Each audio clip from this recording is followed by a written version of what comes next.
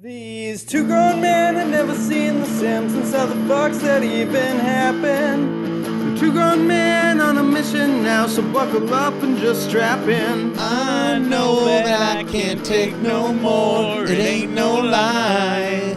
I want to see you out that door, baby. Bye, bye, bye. These two grown men had never seen the Simpsons. It's America's barley basket.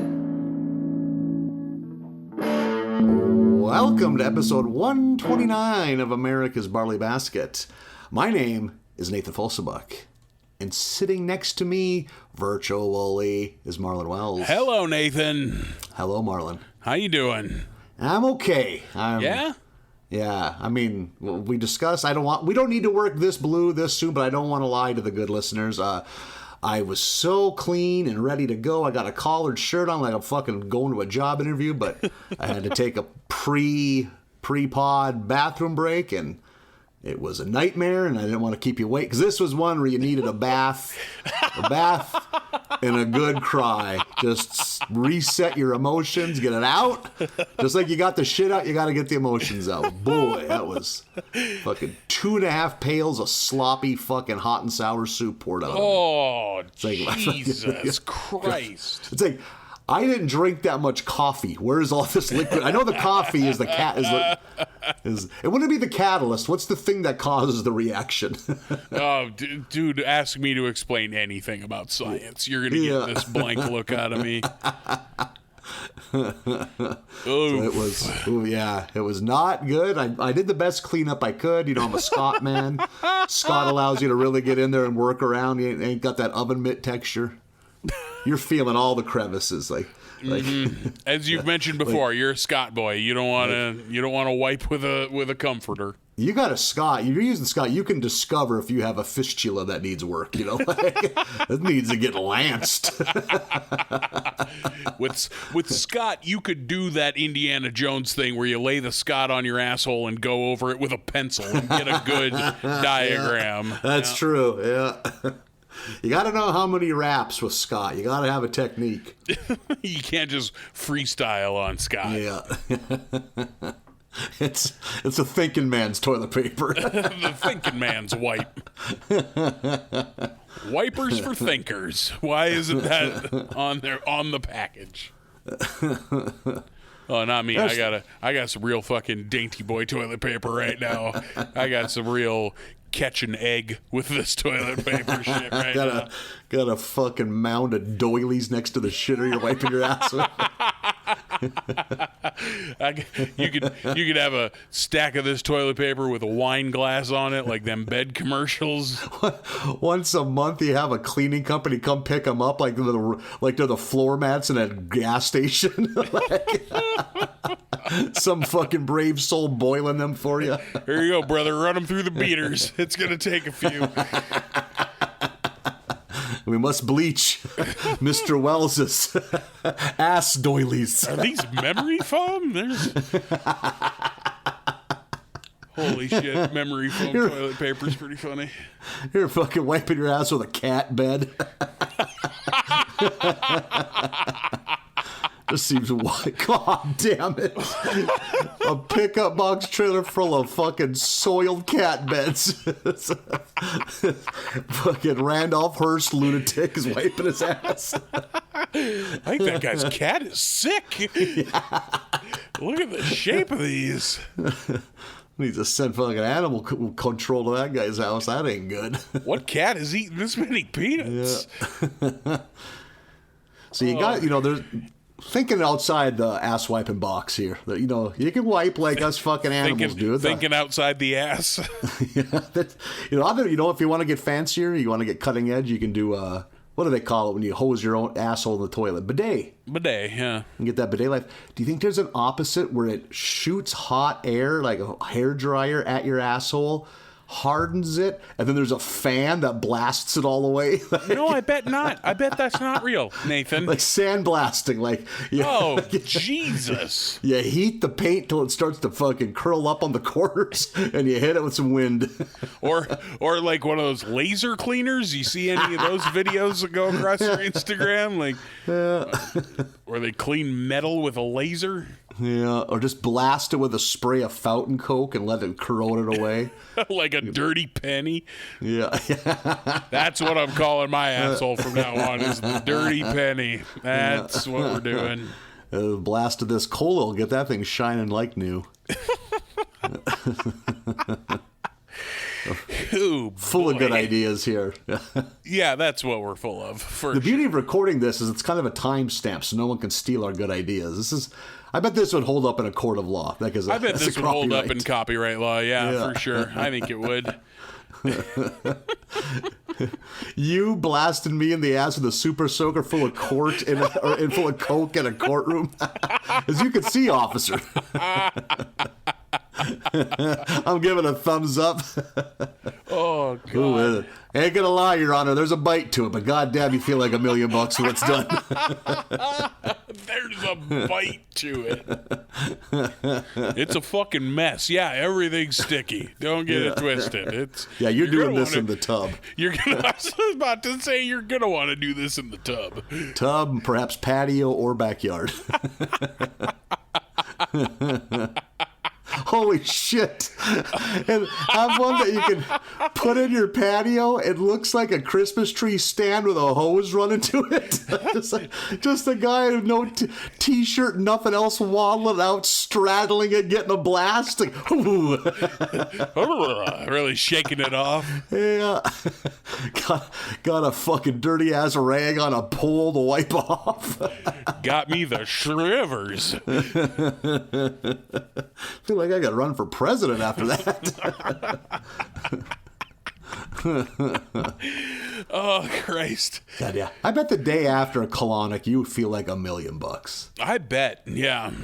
I mean, I don't need to have a fucking shop vac shoved up my ass, but I bet there's something to it. I bet there's... Or you go back to, like, the fucking early days of, like, the Grahams and the Kellogg's when they were fucking...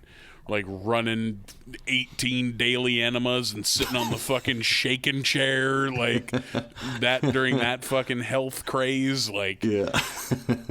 Like they got the shit chair that just vibrates so violently that you shit yourself.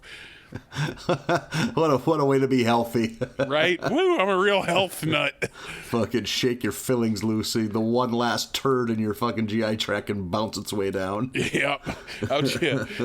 How'd you lose all that weight? I ate half a pint of yogurt every day and got 12 gallons of warm water run through me. I bet my first colonic would look like the ground in the Beverly Hillbillies when fucking Grandpa shoots it. Bubbling just crude. Black tar bubbling out. Texas some pop tea. tops, fucking a couple cigarette butts like the inside of a jackal's stomach. A lot of bones in here. Yeah, it's like fucking. He's like, this dude ate a bobcat once. Got a weird exotic vacation. Did somebody drop Mentos and Coke in here? No, that's footage of Nathan getting his asshole blown out. Oh, shit. Hey, Marlon. What's that, Nathan? You know who doesn't get non-doctor advised colonics? Who's that? The Simpsons. Holy shit. I can't believe you did it. We're trying our best over here at HQ. As soon as you started, I was like, what's he doing? Oh, we're going to wrap up season 29 today. What a weird thing to like just kind of try to get into with your primary care doctor. Hey, can Anything wrong with just, doing it? Doing what? Shooting water up your own ass? Like, what is going on at your house? Just like on a weekend. Like, really clean it up down there. Yeah, like if I'm doing like a real spring cleaning, Yeah. Like, you know how some days you shower a little harder than other days, Like, it's not every day you're using conditioner, Like, what if I went one level above that? Oh, I'm glad you mentioned that, Marlon. If any of the ladies out there listening, Nathan has made the jump. I've retired the shampoo conditioner combo. I'm back to 2 bottles, baby. You were treating myself. You were using a combo? Oh, bro, I fell in hard to the combo life. What am I doing? Of fucking course you were. Yeah. Shockingly, for the longest time, I wasn't. That's hard to believe. Like, that was a COVID thing. And I fell into that, and I never escaped. But now we're back. We're doing both. Oh, man, my hair's never been more luxurious. What are you rocking? What's your setup? Just some fucking Walmart fucking horse shit, L'Oreal type thing. Like, of course, yeah. We got 2 of them. I was like, how hard is he going? But like, okay, yeah, that makes sense. I once got peer pressure to buy the fancy salon shit, and I'm like, never again. $40 for conditioner, Jesus Christ. I've always been a 2-bottle boy. I ain't interested in no fucking pert swirl cone shit. I like the Wonder Salve. Just a 55-gallon drum of that in the middle of your bathroom. You fucking body wash, shampoo, conditioner, fucking toothpaste, fucking. It's adhesive enough you can wipe your ass with it. Got a crank pump on top like an old fuel drum. Yeah. It's gravity fed. Some woman walking there braining herself because she ain't ready for it. Oh no, my bathroom. You're more concerned about the salve. Oh no, my bathroom paste. Holy shit, bathroom paste is an unpleasant term. It's face wash, body gel, grout cleaner, take off hard water stains. Dip in your fucking toothbrush into a 55-gallon drum of some random fucking ointment. Well, here goes nothing. And then also putting it in your hair, like doing your hair with it. I like to wipe in your ass with it. It peels off your hand like gack. Like those Instagram videos of people using putty to clean out the cup holders in their vehicles. Yeah. Oh, nightmare. Nightmare bathroom talk. I've always been a 2-bottle boy. I am a Tresemme ride or die. I like the Tresemme deep conditioner, extra moisturize. Yeah. Are you liquid soap or bar soap, man? Bar soap. I've recently gone back to bar soap. I was a fucking bar soap. I was a gel boy for many years, and now I'm back to bar soap. Yep. Can't beat a good, reliable bar soap. Yeah, especially, man, you get it up in there under your bag. God, that feels good. Yeah, there's a bite there too. There's some open sores. That's wow. Okay. I mean, I can't relate, but I believe you. No country for weak soap. You can't. That fucking liquid shit runs away. Why is it hot down here? Yeah. Oh fuck! No, Reese, I've gone back to bars in the last probably 2 years. Yeah. But not can't beat the clean. They have an abrasiveness that I like. Yeah, but not. I didn't go so far as like I'm not buying the bar soap that you get advertised on Instagram. I think I have spent too much time on Instagram because that's the 3rd time I've mentioned Instagram in the first 20 minutes of this show.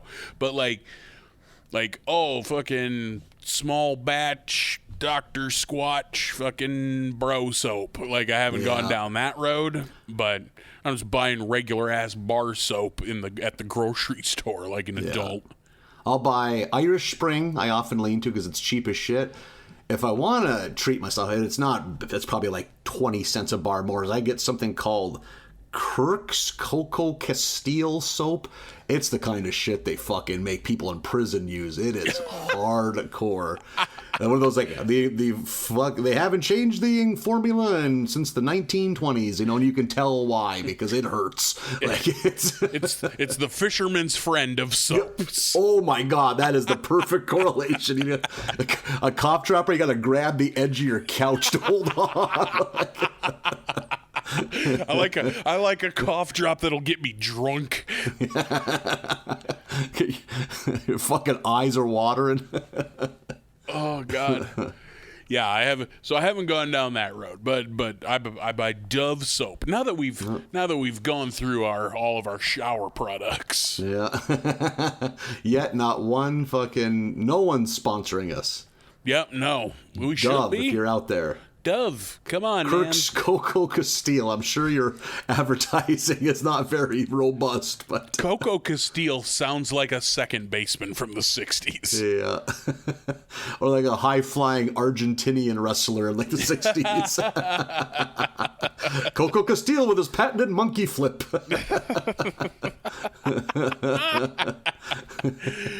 He sure showed Invader 3 what for. Oh, fuck. So, The Simpsons. We're wrapping up season 29 today. We only got a couple of left, and then we'll dip a toe into season 30. Christ, it feels weird to say that. Episode 19 is Left Behind. We're at the Simpson table, at the dinner table, and they're going to go outside and see is it solar or lunar? I don't ever remember which. Solar, I think you're right. It's the bigger of the two, the more exciting of the two. Yeah, because it gets dark in the middle of the day for a couple minutes. They go out and they're going to go see an eclipse, but Homer doesn't want to because it's way out there. He doesn't want to get up from the dinner table because Homer sucks. Yeah. Like, he has chops to eat. And this would have been right around this time. There was one of those. Do you remember 2017, 2018? There was some trippy footage. I think it was like the Tennessee Titans with their like midday practice, like a Wednesday practice. Yeah. And then everyone is taking their cell phones out because it got dark. Like, what? This is so wild. Like, it's weird. Yeah. Like, I remember I was at work that day, but like our boss was so super into it. Like, he got glasses for everybody, and I don't care if you're on the phone, put it down. We gotta go outside and look at the eclipse. Like, so we ran outside and like, yeah, it's fucking weird. I mean, I'm pretty jaded at this point. I think for me to really get all hot and bothered, I'm going to need a full solar eclipse. Like, it's going to need to look like nighttime at 1 p.m. for me to really blast off on one of these things. I'm an eclipse elitist. Just no love for a solar eclipse. Just like an artificial fake yawn. Like, oh, I'm glad you guys are enjoying this quarter eclipse. Oh, did it get a little dim like you? Don't even look up from your desk. Put on a second pair of sunglasses. This is dumb.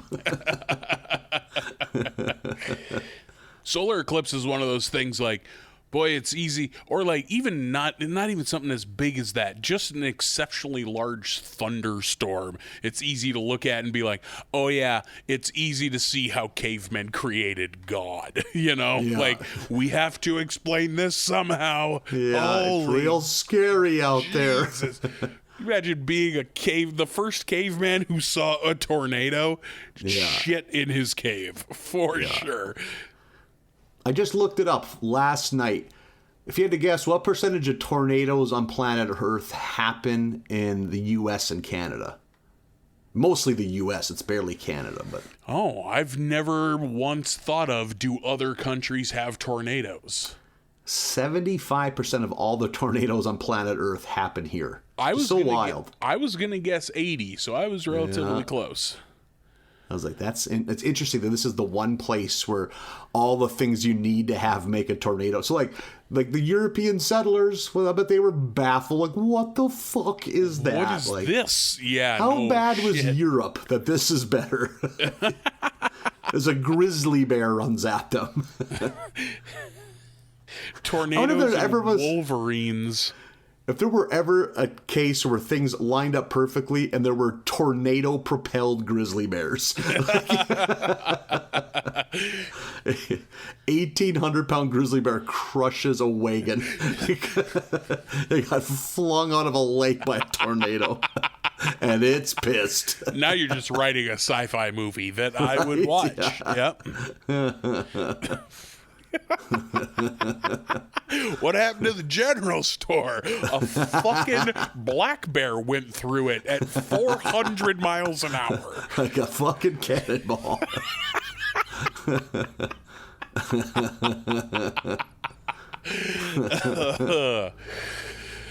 So Homer misses the eclipse because he didn't want to get up. There's a quick joke here where fucking Homer has the milk carton full of bacon grease and he pours a fucking gross dollop of it in his coffee.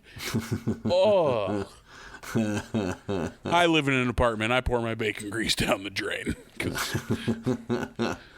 I wonder why you're not supposed to do that. I suppose it hardens, fucks with the pipes. Cakes up, yeah. Yeah. I cook all mine on like a tabletop grill. I just give it an hour and just wipe it out with a paper towel. Into the trash. Yeah. Or do you save it like these people? What's that? Or do you save it? No, that's got to be some old fucking World War II era thinking. Get rid of that goddamn bacon. What are you going to use it for? Like, there was I don't know the logic behind it, but like, you know, I've always seen people saving bacon grease, usually in a fucking milk carton. I've seen that as a kid. A lot of that as a kid. Everybody's ma did that. Yeah. Like, I get it because you can cook with that. But there was another phenomenon I remember from my youth. People saving their coffee filters full of coffee grounds and putting them in a fucking milk carton. God, I kind of vaguely, but what was that again? I'm not sure what you would do with that. The only thing I know is that coffee grounds are rich in, I think, nitrates, so it's good for soil. But it's not like these guys are fucking gardening. Like, I don't know. Yeah. Like, I know coffee grounds are good for compost for that reason. But like, I don't know why the fuck you're keeping all these coffee grounds. Yeah, no shit. I dump mine in the garbage. Am I not supposed to? I don't. You know where I bet a lot of those people's ended up? In the garbage. Yeah, probably. Like they just waited shit, till we missed planting season. We forgot that we have a fucking wheelbarrow full of coffee rotting behind the fucking barn. Let's dump that in the river. Just these caffeinated fish downstream. God, they're hard to catch. Jesus. You ever see a catfish move like that? Jumping out of the water, full breach like a shark. Yeah. Take hunting people. So Homer put some fucking bacon grease in his coffee, and I recoiled. I sat there and thought, would I like that? Absolutely not. No. Coffee doesn't need savory. Who wants bacon? Because I like heavy cream in coffee for sure, but yeah, you don't need bacon flavored. You know what's pretty good in coffee? If you're somebody who adds things to their coffee, which I usually am not, just a fucking teaspoon of butter. I bet. Get a butter coffee or coconut oil, has the same effect. I'll give a squirt of coconut oil too, just to give it a little coconut oil is a good texture. One. I've brought it up before, like 120 episodes ago on this podcast. Throw a fucking peppermint hard candy in your coffee. Yeah, that sounds like it'd be good. Little sugar, melt up pretty quick. Peppermint, yeah, melts up pretty well. Like, probably ain't much of it left by the time you get to the bottom of a hot cup of coffee. Ain't nothing wrong with that. That does sound tasty. Maybe you're a butterscotch person. Fucking throw maybe a Werther's boy. Yeah, put candy in your coffee. Coffee candy. But even like a Reese's shoe would melt up a bit. Oh, then you got the little treat at the bottom, whatever's left. Man. I gotta go. You're touching your pants a lot. You're Daddy like rubbing your thighs. The mic is picking it up. He's like, he's getting aggressive with it. There's some friction. I can hear it. Sounds like someone running in place with track pants on.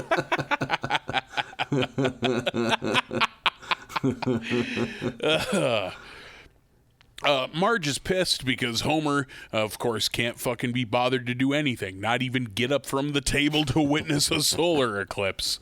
The spark is gone, so Homer's at the bar, and we get a brief during the eclipse. We got a brief joke of Lenny looking at the eclipse with no fucking eye protection on, just staring at it like Trump, and.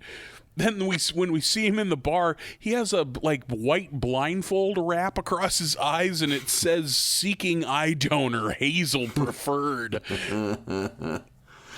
That kind of reminded me a little bit of, is it Bird Box? Remember when that movie was all the rage? I remember when everyone was talking about Bird Box. Yeah, that was a lot of having.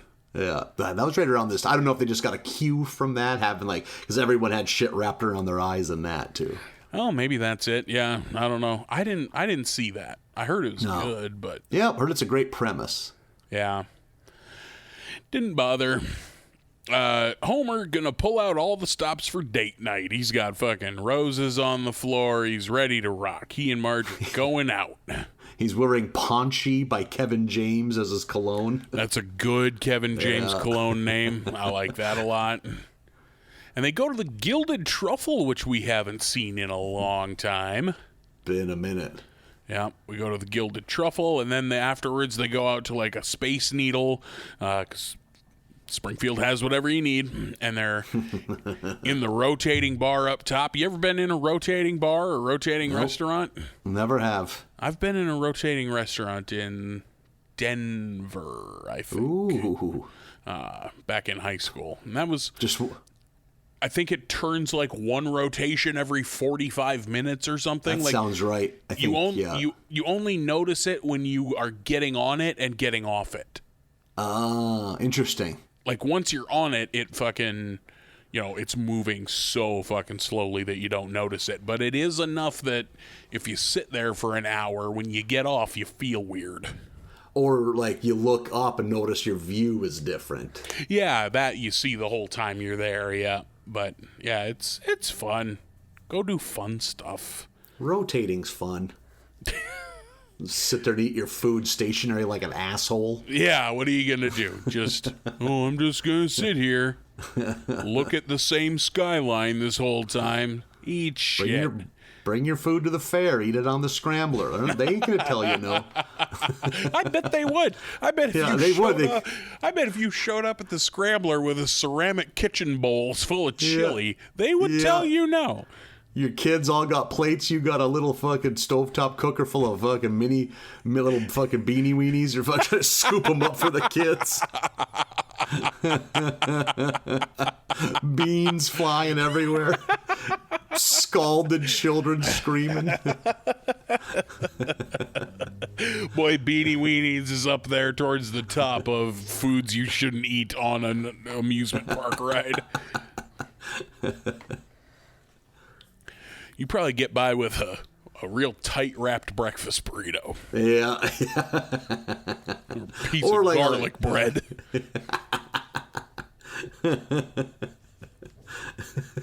You got fucking pork chops inside your jacket. You're pulling on, eating them like a dog. Throwing the bones. Yeah, what point are you proving by doing this? What have you won? What have you accomplished? So they get home from the rotating bar. I think Marge has got a couple of drinks in her, and they start getting after it. And then, wouldn't you know it, a knock on the door, and it's motherfucking Flanders. I haven't had a lot of Ned lately. Good to see him. Yeah, I think I even brought that up last week or 2 weeks ago. We ain't seen much Ned. He interrupts all the sex they're trying to have, and we're downstairs having a talk with Ned. Ned having a tough time. Ned is, the fucking guy lost 2 wives, and now he lost his business. The Leftporium closed. I didn't mention it one of the last times we saw the Leftorium, but I was going to ask, do you think we're going to have one where the Leftorium ends? Because just with shopping malls ending, like. Yeah, I never thought of it, but it makes sense. He even says, like, everybody's buying their lefty goods online. Yeah. Do you have any nostalgia for malls? Is that a part of your childhood at all? Going to Bismarck? Yeah, like when I was young, it was just the place you went to shop. And then it became like a place you looked forward to when you got to go to town, go to the Suncoast and buy some movies, go to the Sam Goody and buy a Rob Zombie CD, or go to Spencer's and look at shit and don't buy anything. Yep. Go to Bismarck. Got a Hot Topic long before Fargo did, so like, wow. Go and look at bands I've never heard of's T-shirts and fingernail polish, freak out all your family. Yeah. And then by the time I was in high school, driving there with friends ourselves, like, then it was the arcade. Then you went and you spent 5 hours playing Dance Dance Revolution, and you were fucking 230 pounds lighter than you are now when you're doing a podcast, because it was 4 songs for $1, and you and your 3 shithead friends just played DDR for hours at a time. Boy, we played a lot of DDR. Woof. But I mean, if you're going to play a video game, at least it's one that gets you moving. Yeah, I guess. And then I owned fucking home versions. I was buying pads. I had pads in my fucking dorm rooms and apartments. Twinkle Toes Wells, they called them. Yeah, that's what they called it. They had a DDR machine down in the fucking Union at MSUM when I was in college and living in the dorms. And so, like, I would fucking go down there all the time and just kick off my cowboy boots to play DDR in the student union. Is DDR a game you can, like, win, like, or compete against someone else heads up, or no? Oh, yeah, because there's 2 pads, Yeah. Oh, you're right. Good call. Yeah, I forget that. It's not like you're taking turns. Yeah. Yeah, it's competitive. Were you able to sun some fools? I'm not going to lie. I could hold my own on a DDR there we pad go. Good. back in those days. Like, that's why I got to toot that horn. Song difficulties are measured on a scale of 0 to 10, and up until 8, I was pretty confident. 9 and 10, we get a little shaky. If some skinny fellow wearing a DDR T-shirt gets on the machine, I wasn't gonna impress anybody. But he's fucking leaning against the bar and walking across the screen like an asshole. Yeah, then I'm gonna get showed up. But level 9 songs, you got to do a backflip. Yeah, exactly. I ain't got the pants for this. Gotta do an earthquake ass drop. What do you mean I gotta hit all 4 of these at the same time? I know one way to do it, and you're not gonna like it. It's gonna make everybody watching real sad. So the leftorium is closed, and Ned is having a hard time, and he brings up that he's lost 2 fucking wives at this point. Finally, we're gonna fucking deal with this. Like, Ned's had 2 wives die. We barely fucking touched on the one. Yeah, the Edna one was not touched on much at all. Yeah. So Marge insists that Homer help him get a job at the plant, and he gets hired in the HR department, human resources, working at the power plant. So now Homer, of course, bummed because he sees Ned all the time, and they're like work pals and carpool buddies. And meanwhile, and I don't quite understand because this didn't have to happen, but Rod and Todd are hanging out at the Simpson house. Yeah. Creeping out Lisa. Yep, creeping out Lisa. Lisa's not into these boys. And then Homer, after spending all this time with Ned, fucking loses it. He's like hallucinating Ned's mustache on people. Yeah. And then hits his knees and prays that God get Ned fired. And wouldn't you know it, that's what happens the next day. Burns fires Ned because Ned is talking about charity. Like, I've noticed not only do we not donate, but we take money from charities, which is such a funny detail. Yeah. Very Burnsian. And then, so Ned is now out on his ass, and he's going through the unemployment thing. We get a quick shot of, like, Gil and Kirk Van Houten also going through it. I was so happy. I was like, who's going to be in there? It's, of course, those two. Yeah, those are the two perfect ones for it. Ned gets a couple of odd jobs, a fucking dance instructor for old people on a cruise ship, a Rolling Stone photographer, selling roadside Bibles. I liked that one a lot. I also like that in that scene where he's selling roadside Bibles, or not selling roadside Bibles, to be more accurate, the guy right next to him selling fucking roadside Korans is killing it. I thought that was funny. And Marge thinks that he should be a teacher because he's got some teacher qualities. And as soon as she said it, I was like, yeah, totally. Sure. Yeah. Patient, responsible. Yeah. Compassionate. There's a real, like, sweet moment of him, like, looking at Edna's photo. Like, that's what she would want. And I'm like, oof. It's a bummer we don't have Edna Krabappel on this show anymore. I know. So I have been going back and listening to some very old episodes of our show, looking for clips to pull to put online and stuff like that. And we were on the Edna Krabappel train very early. Yeah. Like, from the word go, when she's stupping that fucking sushi chef out in his Hyundai, we were on board with Edna Krabappel. She's a woman that knows what she wants, and she's not going to apologize. Yeah, they wrote her awfully spicy in those early days. She was getting around. That a girl. Also learned, listening to very old episodes of our show, we weren't good at this 129 episodes ago. Woof. Like, that's the thing, right? You go back and listen to jokes you were telling 10 years ago or 5 years ago, and you hate them, you know? Turns out it's the same with podcasts. You don't like your old stuff. Yeah. Episode 29 had to crawl, so episode 129 could run. Exactly. So eloquent. The fourth graders are all goddamn nightmares to Ned, because of course they are. And that's when Bart has to face down the barrel of fucking morality, and is he going to shoot a spitball at sweet Ned Flanders, who's done so much for him his whole life? Absolutely. Shoots Ned right in the mustache with a fucking spitball. They did a really good job of capturing, like, how sad Ned would be by that. Yeah, Ned is very hurt by this. Devastated emotionally.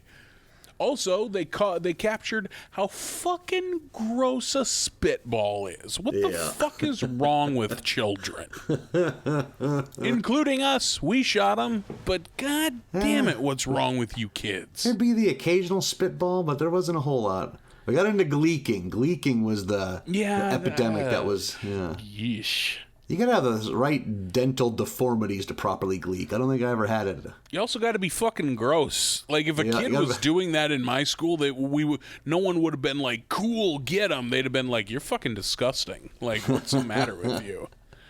You needed one of the popular kids to start gleeking, then that would have been like the next fucking big craze.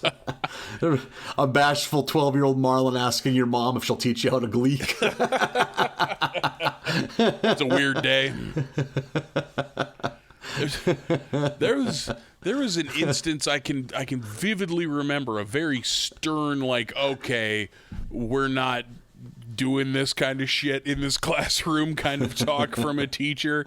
One of the kids had gotten hold of a fucking, like, a sewing needle and pushed it through a pencil eraser and then put that in, like, a hollowed out pen tube and had a blowgun, essentially, that he had shot one of the other kids with, buried it in their fucking arm, and then the teacher having to be like, listen, we get up to some shit in this class, I know, but this is too far. You want to know where the line is? It's a fucking blow dart. So that, I think we had more, like, it was usually the orthos and the dirt kids fucking doing that kind of shit, like making weapons. Like, that was, I remember, like, I remember putting a long, thin needle in either a clicker pencil or a pen and just having a makeshift shiv that you could click out to the length you wanted. Jesus. You could fucking you could take someone's jugular out. But I clearly remember that blowgun. Like, and exactly the same. You use the eraser as, like, the plug so it fits in the tube, yeah? Yep. Animals. Fucking can barely read, but yet they're somehow able to fucking construct workable blowguns. Yep.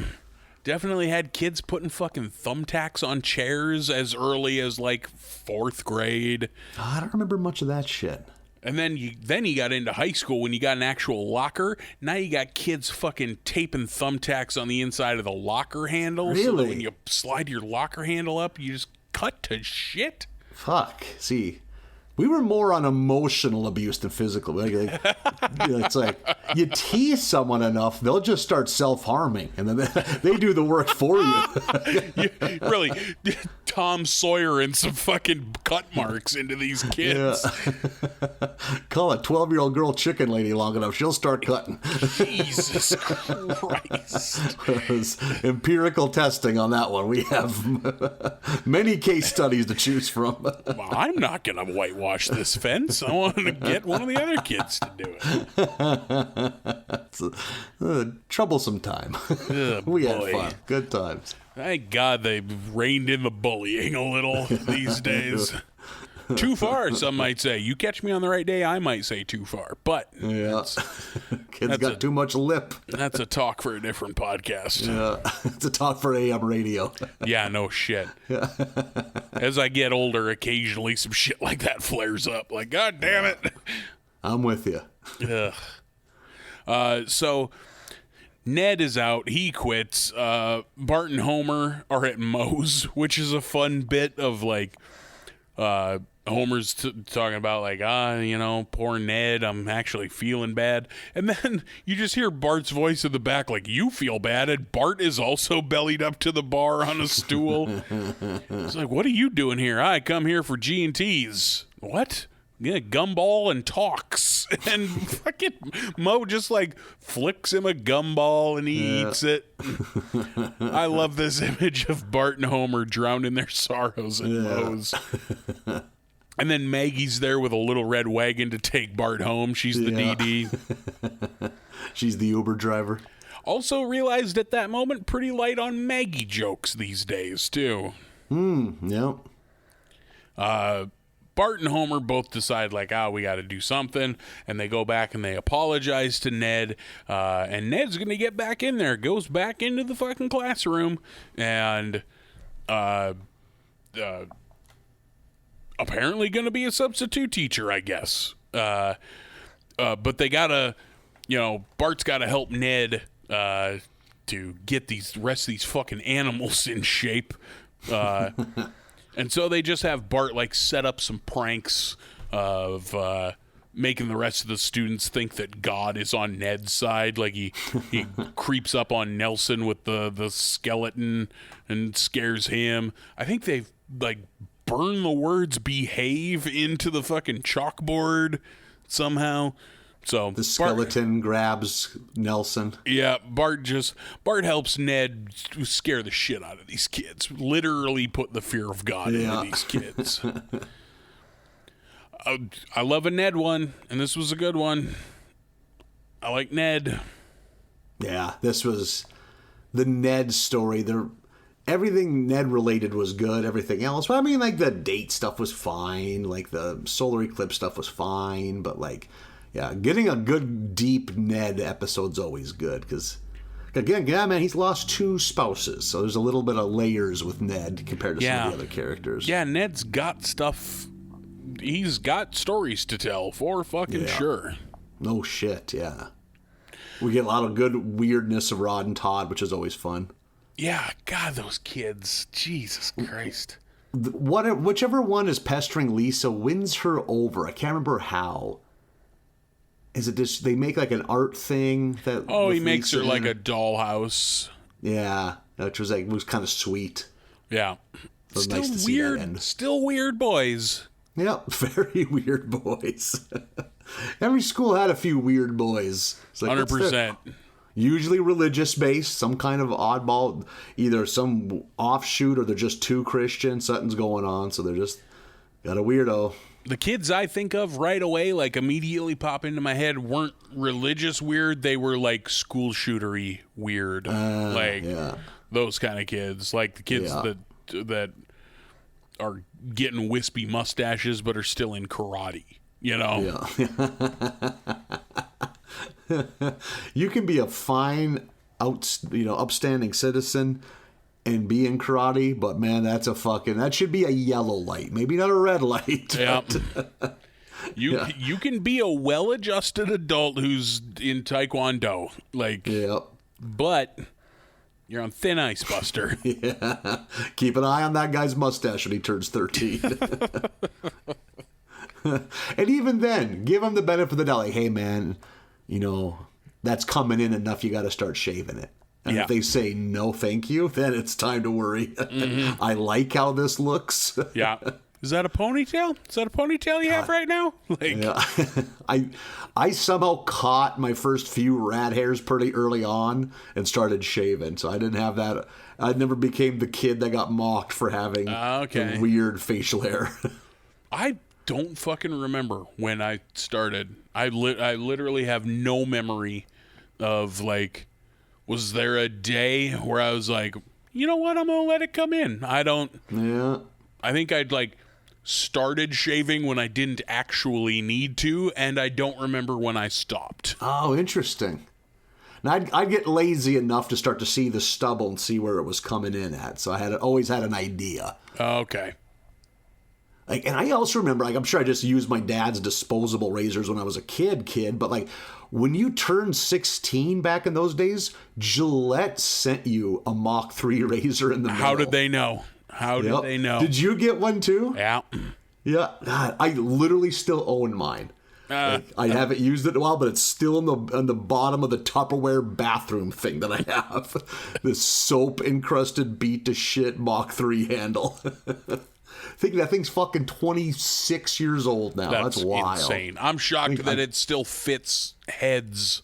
I wonder if it...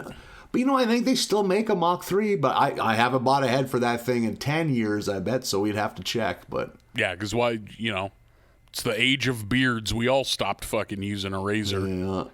Got clippers now, if nothing else. For your bag, if nothing else. Yeah. Do you miss shaving at all? No, God, no. Shaving sucks. The one thing I miss, I do like the feeling of finishing shaving and slapping on that aftershave, the bite. And just okay, I'm ready to face the day. Got a freshly shaved face, looking like $1 million fucking bucks. That's the thing. I don't look like $1 million when I'm clean shaven. I look like a giant baby. I look like a mutated Gerber baby. Holy shit, that would be an amazing Halloween costume. What do you do, though? You just tie a bow around your forehead? You shave your face and your body. And you wear a giant diaper with a bow or a bonnet on. And maybe put a little red rouge on your cheeks so that would be so off-putting. Maybe have a can of baby food just to drive the point home. Yeah. You just following people you don't know around a bar saying gaga goo goo over and over again. Oh, man. Hey, can you cut this guy off? I don't think he's ordered a drink yet.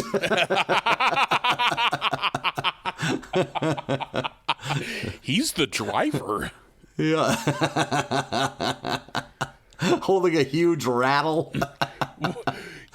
I think you also need a buddy who's game to put up with some horse shit, and y'all steal a shopping cart and decorate it like a bassinet. Yeah, that could be fun too, yeah. Well, let's see if the next episode blazes any trails. Episode 20. Buddy. I mean... we're going for it. Why not? Throw Grandpa from the Dane, which talking about a stretch. Yeah, that's a stretch.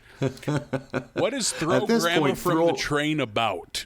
What is Throw Mama from the Train? Mama from the Train, yeah. It's Billy Crystal and Danny DeVito And they meet, I think, on the train, and Billy Crystal's just kind of being nice. Danny DeVito's just like this guy with all these problems, but he's super nice. He's like a real sympathetic character. And somehow it's like a mix-em-up comedy where apparently, I don't know if booze was involved. I saw this movie when I was 8. And he promised Danny DeVito that he'd help kill his mom, is what it is. Like, and he meets her and sees, oh, she's the most miserable woman on earth. So, like, I literally don't know how the movie ends. I can't even remember it, but that's the premise of it. It's something I have heard those words in that order a bunch of times and had no fucking idea. Yeah. Kind of like jokingly gonna throw my mom off a train, and then you find out, yeah, man, I'm doing it. You said you'd help, kind of thing. Like, I always thought Throw Mama from the Train was like a fucking Tennessee Williams musical from the 30s. Like, I thought Throw Mama from the Train was the sequel to Oklahoma. I had no idea. This is I don't know, I would say peak DeVito, but DeVito's still doing pretty well for himself. Like, that's the thing. What even is peak DeVito? I mean, I would say 80s is peak, because, I mean, he was literally the face on the movie poster quite a few times in the 80s. That's true. Which now he's one of 5 faces for a TV show. A very successful TV show. Yeah, now he's just the most prolific character actor. Yeah. Yeah. Like, yeah, I'm trying to think, like, he was, like, a movie star for a decade, which is crazy to think of. Like, yeah, I mean, you could argue he was the star of Taxi. Mm-hmm. Oh, I would say, yeah. I mean, there's a couple guys on that show you could make that argument for. Him or Judd Hirsch. He's one of them, yeah. Episode 20, the Simpsons wake up to the house having about 2 feet of standing water on the main floor. That's a problem. That is a problem, yeah. That's that you just can't go back to bed and forget about, you know? I bet people do. Yep. Because it's like, well, at this point, what am I going to do? Let's get a couple more hours of sleep and deal with this at 11 a.m. Yeah. They have they don't know why it's happening, but eventually we realize, I think we get like Marge and Homer discussing what could have led to it. And we find out it was Marge was having Homer hang up a painting, I think above the couch. Yeah, she wanted to sound right? Like move or re-level the sailboat painting. There we go. Yep, and it's like not that far, but not that far, right there, which is perfectly lined up with a water pipe. So, I think Marge even comments, it's something that you're not the cause of this, you know, like we're both kind of to blame. Like, yeah, she kind of enjoy, yeah. Since I know nothing, as we discussed during our home renovation show talk, I was watching this and went, wait, can that happen? I've never once thought of that, and I've driven so many nails into so many apartment walls over the years. I can't imagine it could. If anything, which even then, I can't imagine a nail would puncture a pipe unless you were perfectly centered. Even then, it would just be an incredibly slow leak. You know, like... Still enough to do damage, I'm sure, though. Yeah. I mean, it wouldn't flood the fucking house like this, but... It would literally be like months, if not even months, probably, like... Because just I can't imagine, like, if you pounded a nail through a piece of PVC pipe and ran water through it, God, I bet it wouldn't leak a whole lot, but goddamn it, it's animated. They could do whatever they want. They can, sure, yep. They can play fast and loose with physics. It doesn't happen very often where during The Simpsons I can go, wait, is that real? Like a real idiot. Can that happen? Should I be using those like pasty ass hook things instead of pounding nails? I'm still team nail. I'll take the risk. Yep. I've run a few screws into these walls. Like I got serious when on a couple of these.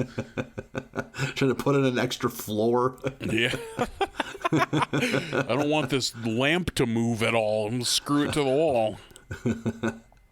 I was shocked to find out The Simpsons had house insurance. That seems insane. Yeah, me too. I mean, they almost missed the payment window, but by God, they got it. And, God, we get a good scene as Gil as the insurance agent. And it turns out like, oh, you know, you just in time, you paid for it. You're going to get 6 months of free housing and this and this and this. And then he's like, well, you know, since you're cashing in on this policy, that means I'm finished as an insurance salesman.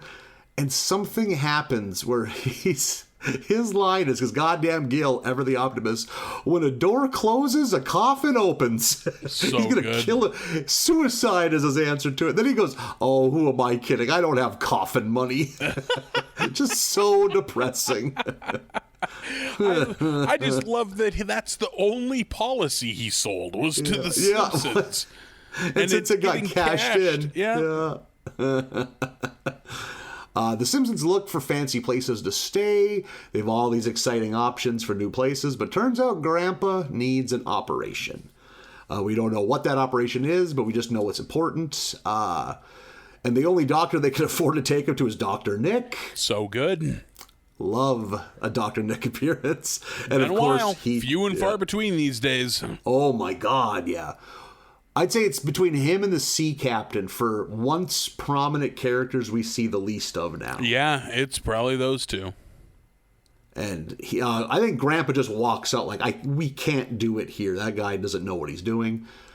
So they decide to go to Denmark so Grandpa can get some of that sweet, sweet government health care. Yep. I can't remember. Sweet socialism medicine. Yeah. Do you remember what plants the seed for Denmark? Lisa's talking about it. She kind of just at random. I don't think it like comes up. She's just talking about. I think it's Lisa's kind of dunking on the American healthcare system a little bit. Like, well, if this were Denmark, it would be this, and this. You know. And I think somehow they figured out, we get Grandpa there. He's in the country. They got to do it for him. So. God bless those There's probably people that do that shit. Yeah. They know what's going on. They know how to do it. Yeah. So goddamn it, the Simpsons are going to Denmark. Jesus. How about We're that? going to run out of countries pretty soon. Have we done Mexico yet? That seems like an easy one. We would have had to. I feel like maybe we haven't. Maybe not. We did Canada for sure. Yep, certainly to Canada, Brazil we've done Japan. Australia. All over Europe, London. God, Paris. Had to have had a Paris. Oh, I'm sure. Yeah. And then a lot of other in the country, other cities. New York, L.A., this or that. New Orleans, yeah. Yep, yeah. Did you notice, was that flight attendant on the way there, was she voiced by Bjork? I don't believe so. At least I don't think Bjork is in the credits on this one anyway. They had to have found someone that spoke like Bjork then, because boy, that sounded like Bjork. I wouldn't know Bjork's voice if it. Oh, no shit. Yeah, I've seen a movie that she stars in, so I've heard her voice quite a bit. Oh, okay. People, God damn it, people like Bjork, and I only know that one song. Okay, I could put together a Bjork greatest hits that I don't No shit, I should have you do that because there are people who will tell you that Bjork is their favorite fucking recording. Yeah. Oh my God, I can name one. I know. I went to school with a gal that loved Bjork. And I just know her one like pseudo hit. Yeah. What would it? What, Army of Me? That's the one. Yep. Yeah. Yeah. Pretty good remix of that on the Sucker Punch soundtrack. I think her music often gets used as remakes. Yeah. Okay. Yeah. Remix. The Sucker Punch soundtrack is one of those phenomenons of a killer soundtrack to a shit-ass movie. Yeah. And that's a thing, though. You're right. Like, or maybe not a shit-ass movie, a forgettable movie. Yeah. See, like, also people... the Triple X soundtrack or the Detroit Rock City soundtrack. Yep. Judgment Night is like legendary soundtrack. Judgment Night's a great soundtrack, yep. I've seen that movie. I couldn't tell you what the fuck happens in it. I've never seen the movie, but I own the soundtrack on iTunes. I mean, Crow wasn't a moneymaker, but it was like a cult hit, so I wouldn't say that's a forgettable movie. People know about The Crow, but that soundtrack was humongous. Mm-hmm. Yeah, that's a thing. Sometimes bad movies have good soundtracks. Yeah. What a thing that's just dead now. Like soundtracks? Yeah. The only thing I can think of is like a Scorsese movie that has tons of big ticket 60s and 70s songs, like... I would think the same for a Tarantino movie. Yeah. But like, it's hard to imagine now a movie with like modern music. Like, oh fuck, I like that. Yeah, well, that's that group I just heard about, like... But like those days are gone. Today, it's not like you would go buy a soundtrack anyway. You would just find someone on Spotify has already made the 15-track playlist that is the soundtrack, and you just hit the heart button, and now you have it. Yeah, think if you look at the top 50 best-selling physical albums of all time, some of them are soundtracks. Like Bodyguard. I always liked a soundtrack because you would get a blend. You would get a mix of shit. Daredevil, good soundtrack. That's another one that just occurred to me. Except I, unlike most heathens, will defend Daredevil. I think Ben Affleck's Daredevil is actually pretty good. Oh, I've never seen it, so I cannot contribute a take, hot or cold. Mm-hmm. I won't claim it'll change your fucking life, but you're not going to want to fucking drive a nail into your knee while you're watching it, like people think. So some people make it seem like that's the worst fucking movie ever made. Yeah, and it's far from it. Or am I wrong? Am I thinking Elektra is considered like the worst superhero movie? I think that one is regarded even less favorably than Daredevil. I've never seen Elektra, though. And when the Simpsons, they're staying at like an Airbnb, do you recall the guy's name? Because he's with them. He's basically like their concierge. No, I forget that guy's name. You're right. But they have like essentially a tour guide. Yeah, which is weird. Hey, thank you for renting my house. I'm not going to leave. And they're like, okay. That's very strange, yeah. Yeah, well, I'll show you around. Why not? So we get a good chunk of this episode, just them horsing around in Denmark, and I think they're driving, and that's when they see the fart control sign, which Homer and Bart, of course, get a real big kick out of. Yep. So would I. If I wasn't ready for it, I just turned the corner, there's a fart control. Like, I so rarely take a picture with my phone, but that would be getting taken. Yeah, yes, you would. Yeah. Don't let me fool you. I probably would too. Yeah. That's while they're out exploring Copenhagen, Lisa meets Prince Christian, who is the heir to the Danish, right? Not Dutch, Danish? Right. Dutch is the Danish Netherlands. Throne. There we go, yeah. And of course she's in love with him because she loves princesses and that kind of shit, you know? Princesses slightly under ponies for her weakness. She even, like, kind of tries to get in front of it, like, oh no, I can feel it. I'm about to daydream about being a princess, the one thing no little girl can resist. Marge, Lisa, and Bart are really taking a shine to Copenhagen. And since they have the insurance money to stay for 6 months until their house is ready, they I don't know if they're like suggesting it or just they're at least tossing the idea out because they're all into it. Like, I think we could stay here for the semester is what Lisa says. Homer, however, he wants to go back to America, and he vows that once Grandpa has a surgery, they will go back. And Homer knows that he has to kind of like speed this process along. So we get a very good video of Homer doing all sorts of wacky shit in an attempt to injure Grandpa to the point he needs to go to the hospital. But goddamn it, tough old bitch. He takes it all. Or a lot of it just doesn't work. Just and he misses, doesn't end up getting hurt at all. Yeah. Yeah, because they can't visual gags. They can't just take him to a hospital and get a free operation. But if he's in the hospital, they have to treat him. So yep, exactly. Yeah, which is a great loophole. Eventually, they try their luck at something I'm sure I should know what it is, called the Kronborg Castle. That's probably like their Windsor, I'm guessing. Like that's where they're... Yeah, they're cheap Canadian whiskey. They drink, if you get a rail whiskey Coke, it's going to be the Kronborg Classic. Imagine the horror of whichever king built that, if the Windsor Castle, if he knew that someday we would only know it as the most garbage, rot gut Canadian whiskey. Yeah. The funny thing is, though, you get more than 100 miles away from the Canadian border, no one knows what it is. Oh, no shit.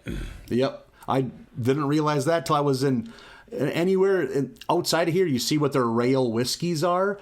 They're a Windsor equivalent to like a Jim Beam or a Jack Daniels. Like, okay. Like Grandpa Sullivan's old time whiskey, like, because think how weird it would be if you were like in Arkansas. Hey, here's a classic Canadian whiskey. Like, that's weird. Canada doesn't make whiskey. You know, like it would just be Little do weird they for know, them. Canada makes a shit ton of whiskey. Canada produces a ton of nightmare-inducing whiskeys. Lord Calvert. Yeah, fucking Canadian Mist, Canadian Grand Canadian. Yeah, Canadian Club. Yep. Canadian. Oh, yep, CC and Sevens, baby. Oof.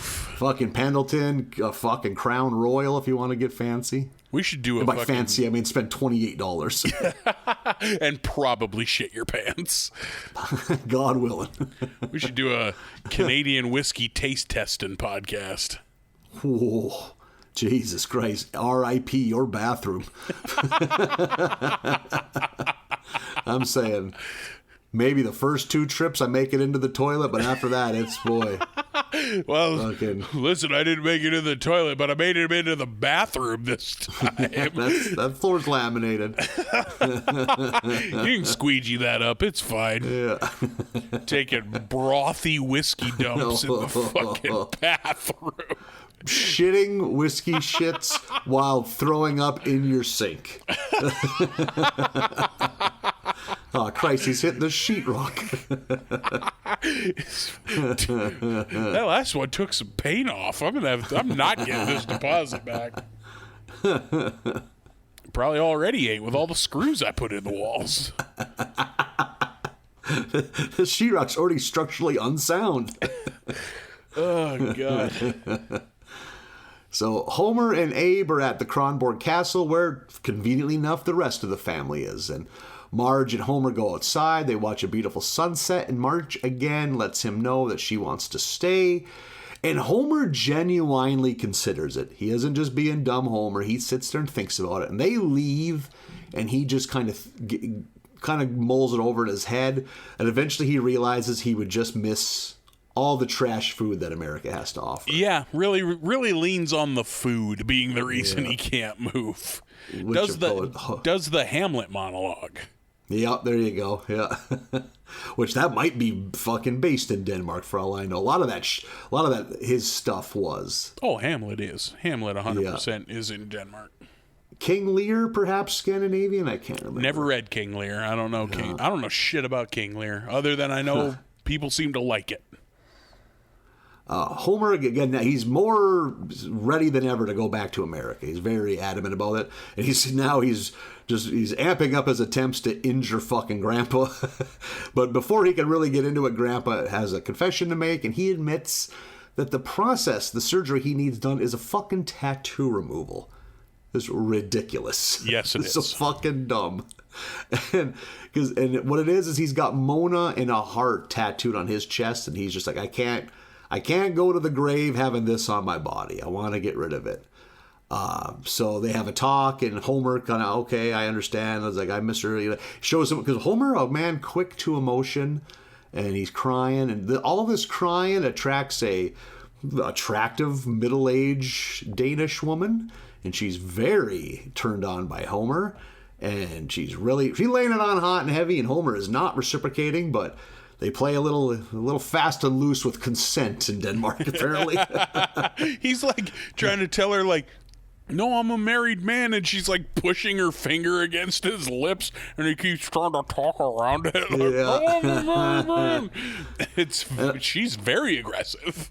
And I think she's like, here in Denmark, marriage isn't quite the thing it is in America. It's fine. Yeah, apparently they kind of throw it around in Denmark. Yeah, and then say, now it's time for our time-honored dance of seduction, and they do some kind of ridiculous clog dance thing. Yeah, it's very silly. And then this part just made no sense to me. So Marge looks in the window and sees them dance, Homer and this strange woman dancing, and she runs off crying. But she doesn't seem that seemed pointless, because there's already a trouble thing. Marge wants to stay, Homer doesn't. Is Homer cheating on me angle, because it doesn't even get addressed. Right. When he goes back to, it's like, why even have that? It's a hat on a hat. You don't need exactly. it. Yep, because they get there, and Marge is very serious. I'm going to let you know we're staying. We're not, if you want to, great, but if you don't want to, that's your choice, but we're going to stay. Doesn't mention the fucking woman once. And fucking Homer and Grandpa are like, well, we'll see you then. They take off. think that's when they're in the airport. That's when Homer, it kind of hits him, like, what am I doing?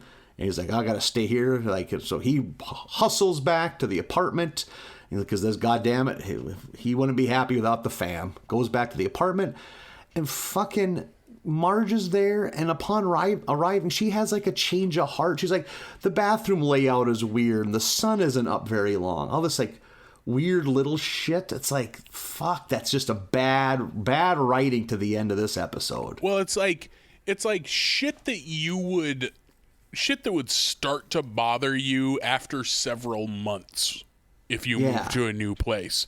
But they have them realize all of it in just the short time that Homer was briefly at the airport.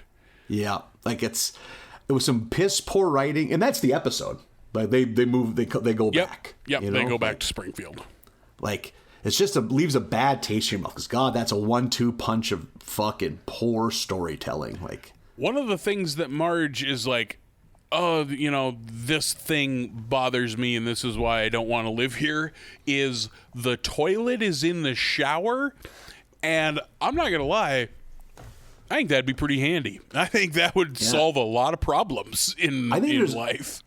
I think there's other countries that do that too. Maybe some Asian countries as a space saver. Yeah, like they talk about earlier in the episode of how efficient everything is. Like, oh, the refrigerator is actually a fucking Fulton bed that folds down, or Lisa lifts up the TV and it's like the garbage disposal is behind it or something. And when I think of those like extreme space saving efficiency design things, I think of Japanese apartments. Yep, that's I was thinking like or Seoul, Korea, or something like that, like a big Asian city where space is very, very high demand. Yeah, like I've seen like TikToks and Instagrams of like Japanese apartments where the bathroom sink is on the top of the toilet tank. You see them in prisons. Prisons have that same thing sometimes. Oh, yeah, good call. Yeah, prison bath. They know how to feng shui a fucking prison bathroom too. they squeeze every inch of space out of that thing. Yeah. Like, here you go. You can take a dump in front of your buddies. Yeah, have fun with that. That'd probably be the toughest part of prison, is taking a dump with no privacy. That'll be forced sex.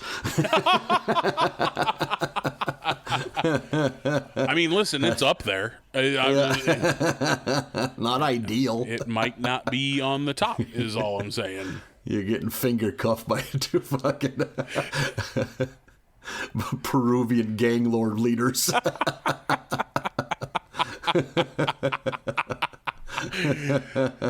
But then also got shit in front of everybody. Like that's once they're done.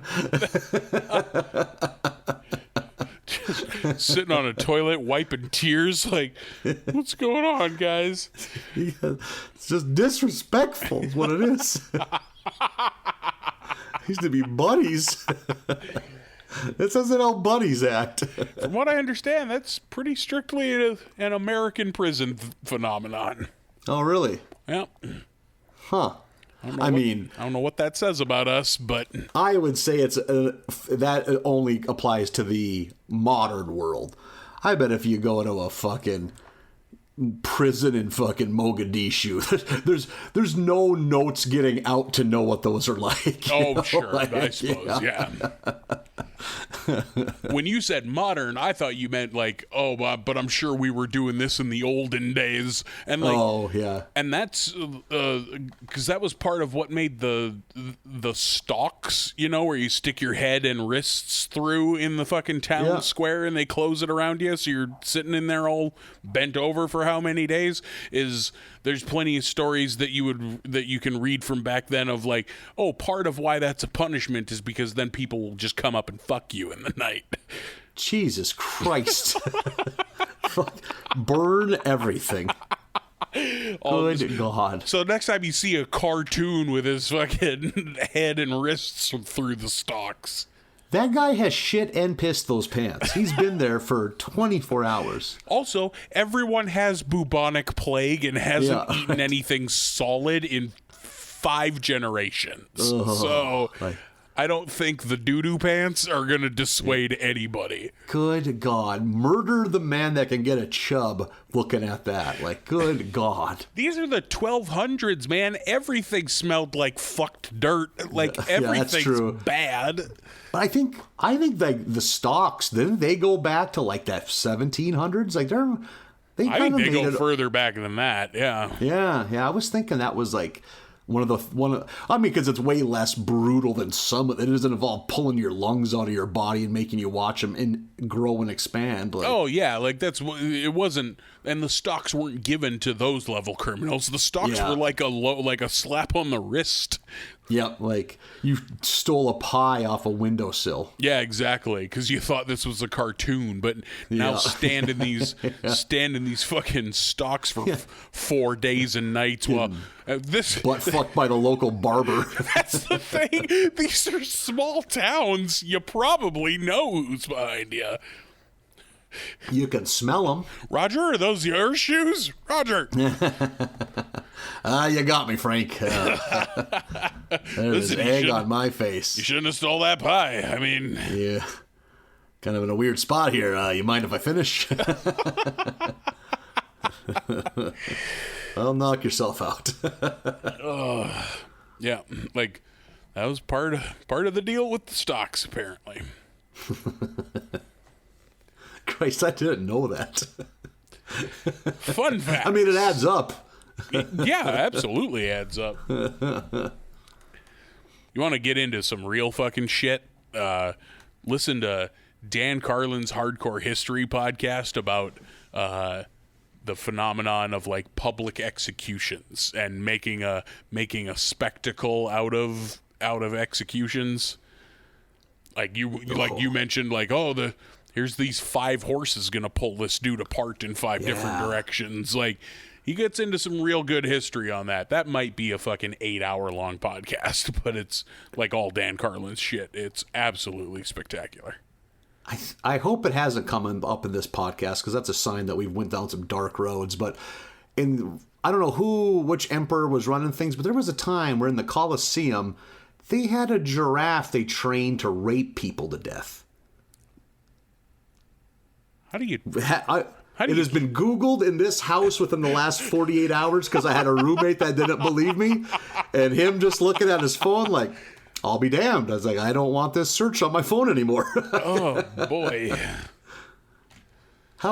What's the training like? That's what I wanted to know immediately. I'm pretty sure this has come up on this podcast. Now that saddle breaking a giraffe's got to be a chore. Now that we're here, I'm like, I think we've talked about this before, which is alarming.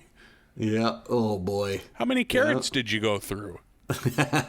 Training that giraffe or whatever they like. I don't know what giraffes eat. First step, learn what a giraffe likes to eat. Oh, what do they like to fuck? Other giraffes. Ooh, problem.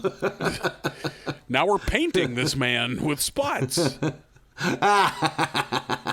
Putting a fucking cardboard tube with a fake giraffe head on the end with big lipstick, big eyelashes. Toodaloo! Yoo-hoo! Like Bugs Bunny and Greg.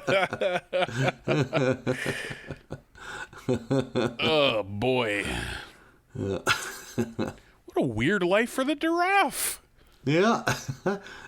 Just now it's in Europe. It's a whole different climate. I was just out here eating leaves. Yeah. I'm fucking people. It's to death.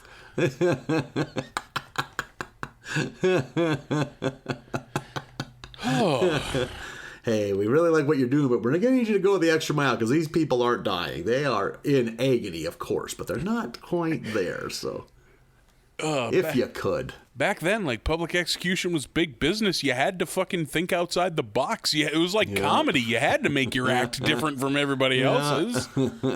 Like, giraffe hog, that's just the Maria Bamford of executions. Yeah. Just doing something wackadoo that no one else has thought of. Yeah. It was alt execution. Yep. It was the giraffes of giraffity is what that was. Stepping out of the confines of traditional safe execution. Yep. Doing something different. Gonna cut their head off like your fucking dad did? No. Gonna sauce this up a little bit. Are you as bored with all these hangings as we are? Bring out the giraffe. Yeah.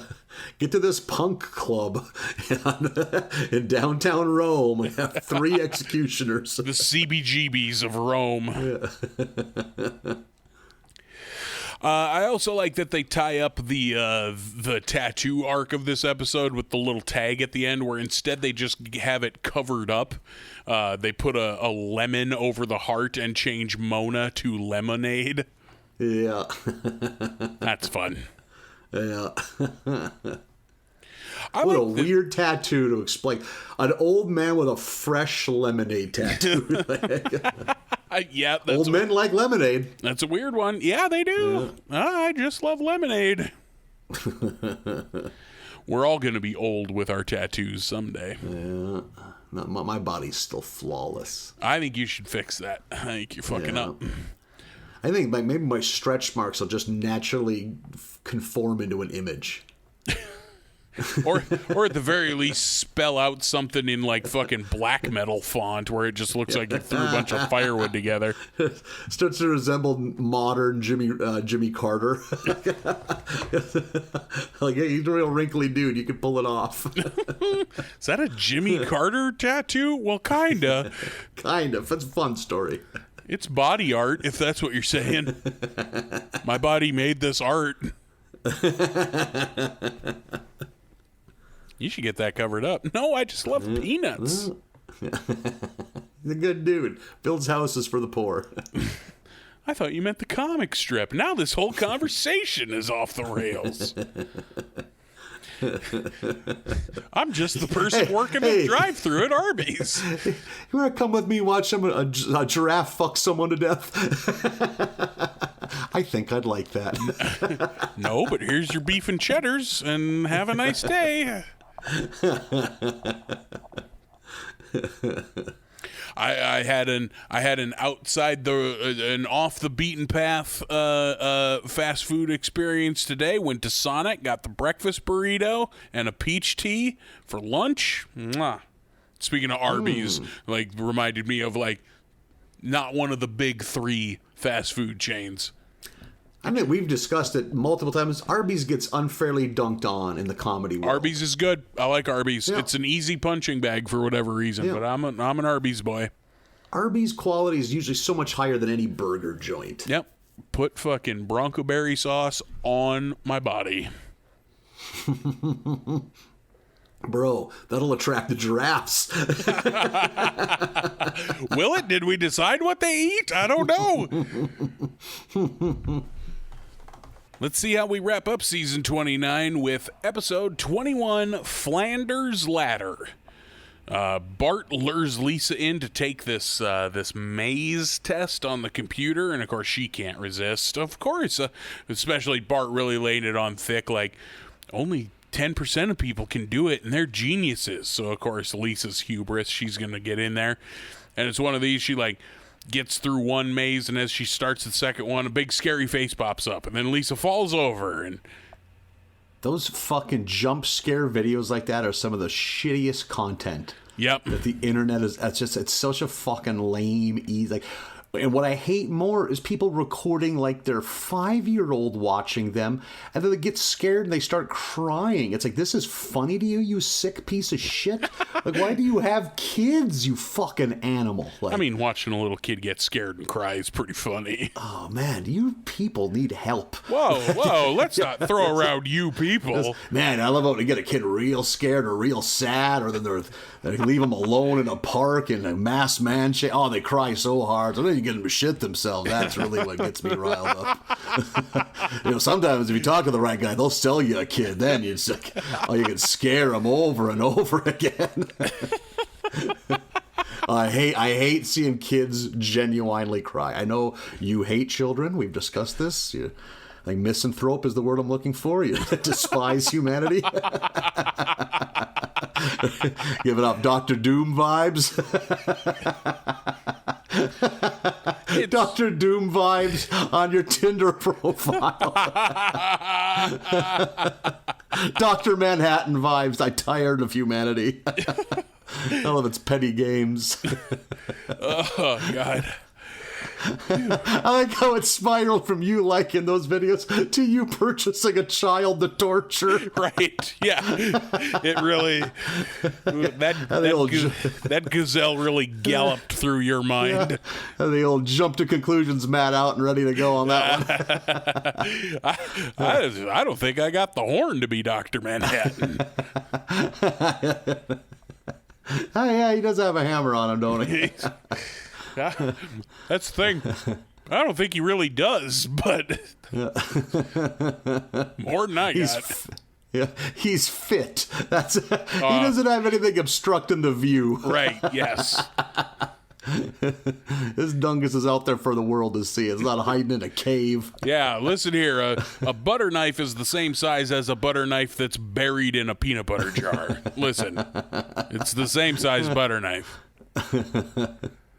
Is it sticky? Yes. Oh, Christ. So Lisa goes fucking tumbling into his laundry and gets underwear stuck on her head, and Bart posting this shit online, of course, because he's a huge piece of garbage. And thank Christ we never grew up in that era where our mistakes could be put online to live forever. Oh, shit. Oof. Do you think, are you old enough that do you think you ever wrote a real sappy email to a girl? Or a text?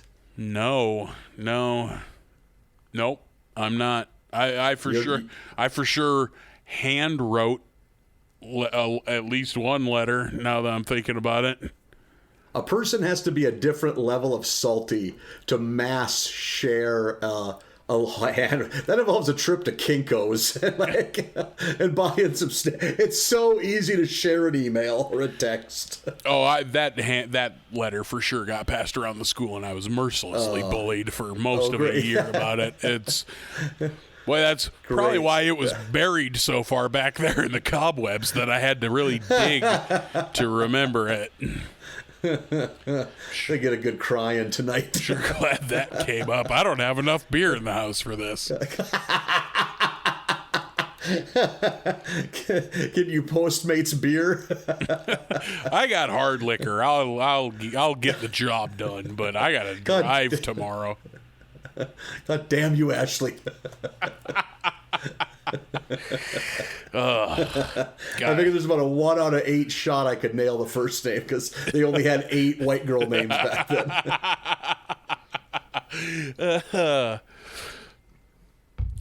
So they're sitting around the house, and the fucking internet goes out because a telephone pole gets hit by lightning, and I don't know that that's how the internet works, but all right. So now what are we gonna do? The internet is out and the DVD player doesn't work. I forget why. So we find Homer's old VHS collection, and one of those tapes is labeled Homer, Marge, Private. I thought that was very funny. Another is like Bart's birth / NBA preseason. Yeah, that was good. Just this mismatched collection of old VHS tapes. So we get some VHS jokes like look how old the machine is, and the remote has a cord on it, which that's before my time. We had that's wireless. That's a pretty early VHS technology. Yeah, we for sure had a television with no remote, so you had to get up to change the channel. But by the time we were fucking with VCRs, we had a wireless remote. Would it have had a knob you turned? No, I don't think so. I know what you're talking about, but I don't think so. I got in on that. All of our side TVs had for the Nintendo. The Nintendo TV was always an old black and white junker that had a knob you turned. Oh, you mean on the TV, not the remote? Yep. Okay. Oh, yeah, on the TV, yeah. Yes, our television also a knob. Like the crazy thing is that horseshit knob TV that you bought or your parents bought 40 years ago, infinitely cheaper than a 55-inch fucking plasma screen or a LCD TV now if you put inflation in. That TV they purchased that year was the biggest purchase they made for that house. Like, yeah. In a 3-year window. Like, God, that's wild to think of. I was out with a buddy today. He was buying a new TV, and I had to meet up with him for something else anyway, and I like looking at new TVs, so fuck it. I'll meet you at the Best Buy. And he bought a fucking 75-inch 4K TV for about $640. Insane. I wonder what a 35-inch CRT TV, tube TV cost in the year 2000. Bet it was like $1,300.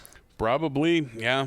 I think I bought like a 23-inch, and it was tube but flat screen. You know, it was in that era. That fucking I think I had one roommate that I kind of forgot about that weird time. Yeah, where it was, we got the screens flattened, but it's still 4 feet deep and weighs 300 pounds. Yeah. And that like was projection screen. Is that what they called that? No, that's something different. This was still a tube TV, but projection screens were next, where it was like a big flat screen that had a rear projector in the back of the television. That was a whole different nightmare. Yeah, my God, yeah. I definitely have moved a couple of those. Yeah. But I bought that, like, I think 23 or 27-inch flat screen CRT for probably $800 in, like, 2003. Yeah. Think of that. That's wild. Pretty positive that TV is still working. I think that TV's in my mom's house. Yeah, tube TVs will last. Like, yeah, Sony Bravia, hell of a product. Or a Vega, not a Bravia, a Vega. Yeah, I remember Vegas. So we get past all the old VHS jokes, and now we've decided we're gonna steal Ned's internet. Like, go up to his attic and steal his router. Yeah, like he wouldn't give you the password. I guess maybe it doesn't have the range. Maybe it doesn't have the range, but also you don't put your router in the attic. There's no way he's getting good Wi-Fi penetration all the way down to the main floors unless he has some fucking repeaters set up, which maybe he does. We don't touch on that. They don't go that in depth. That's what drove me nuts. As soon as we see that it's in the attic, I'm like, nope, you're not getting through enough walls. No way. So the router's in the attic. We got Bart heading up the ladder. We have a fun joke that Homer can't climb the ladder because as soon as he like takes a couple steps up a couple runs, but the legs just keep sinking into the lawn, so he doesn't gain any height at all. That was a fun joke. Never been there with a ladder, for sure been there with a lawn chair. Oh, God, yeah. And he's getting frustrated. He's like, who's this even made for? And like Bart points to a sticker. It's like industrial elephant strength ladder. Yeah, from Carnival Co. or something. Yeah. So Bart heads up the ladder. He's scared. He's on the top step that isn't a step. And like the ladder's all swinging all over the place because Homer's not holding it because he's looking at his phone trying to do something, and Bart is fucking struck by lightning. I know 2 people who've been struck by lightning. I don't know them, but there's 2 people in my hometown that back in the day were struck by lightning. One of the ones back home, I think lightning hit the horse that he was riding. Liquefied that horse, if I'm not mistaken. I think that horse exploded, but he made it. What are they to wake up to from being unconscious? Just there's an inside-out horse on top of you, like. Had a little too much cherry cobbler at the church potluck. Look around, there's just a fucking 8-foot radius of just charred ground with a still smoking horse skeleton. Inside out, yet still somehow alive. Blinking at you. Yeah, oh my God. Just Hellraiser. Horse Raiser. That deserved better. Maybe it didn't, but I think it did. You're just not envisioning like Hellraiser, but a horse. He's got the pins. Do you shave the horse with a I'm just thinking of the schematics of it here. I don't think so. I think it's just a white horse. Yeah, with the pins. What would the lines be? I'm trying to think of the classic Hellraiser lines, like Angels. so many wonderful demon sugar stuff. cubes to show you. Yeah. I don't even know if horses like sugar cubes. Yes, they do. They do. That's weird. You don't like a sugar cube? What? I mean, like, it seems like that'd be so fucking weird if they're but I guess they're not carnivores. They just like anything plant-based. Right, yeah. They're vegans. How about cow? You fucking pour a thing of Hershey's Kisses out, a cow is gonna go hog wild over it? Like, I don't know that a cow would eat chocolate, but cows for sure like sweet stuff, because... no shit. yeah, like when you're finishing a steer, which is like the last... like, say, 4 weeks before butcher, you really push fattening them up, and a lot of that feed is chock full of fucking molasses. They love that shit. Interesting. You ever sit around and just eat some molasses corn? It's a good time. I don't know if I ever have. It's not a real thing that humans would eat. Oh, no. But I mean, like, molasses at all. Like, I don't know if I've ever... Because you could purchase molasses, right? Oh, yeah. It's a, like, baking ingredient, cooking ingredient. Yeah. Yeah, maybe that's it. I've had it baked into shit. I just didn't realize it. You've But I don't probably- even remember seeing them. Yeah. You've probably had molasses cookies. Yeah. You're right. Yep. They're not my thing, though, but like I've had them before. Oh, like, I'll eat a dozen molasses cookies. Have the sugar shits for 3 days. I love molasses cookies. oh, I did it again. Oh, I did a whoopsie doodle. Driving to a truck stop to shit because you're ruining your own bathroom. Give this thing a breather. Boy, I've had some troublesome meat grinder dumps. I've never had a dump where I'm like, I have to go somewhere else. I have to leave my house for this one.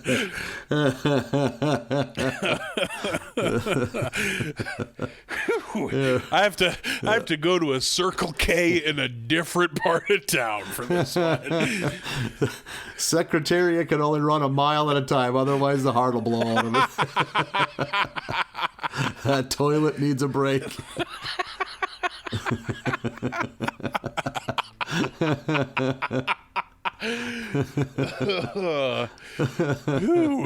That's a walk of shame. Holy shit. Walk into your car to go shit at a truck stop. And then walking back to the car having not bought anything. Yeah, the gas station attendant knows. Get into the molasses cookies again. Yeah, I sure did, Rhonda. I sure did. Never gonna learn, are you? Probably not. Probably not, Rhonda. You have a good night, all right? Oh, God. Phew. So now Bart's in a coma, and I think it's Hibbert brings up, like, oh, if you say sweet things to him, he'll, like, recover quicker or something along those lines. Lisa takes this as an opportunity for revenge and just starts whispering dark shit at him. Just death and dying and all this horrible shit.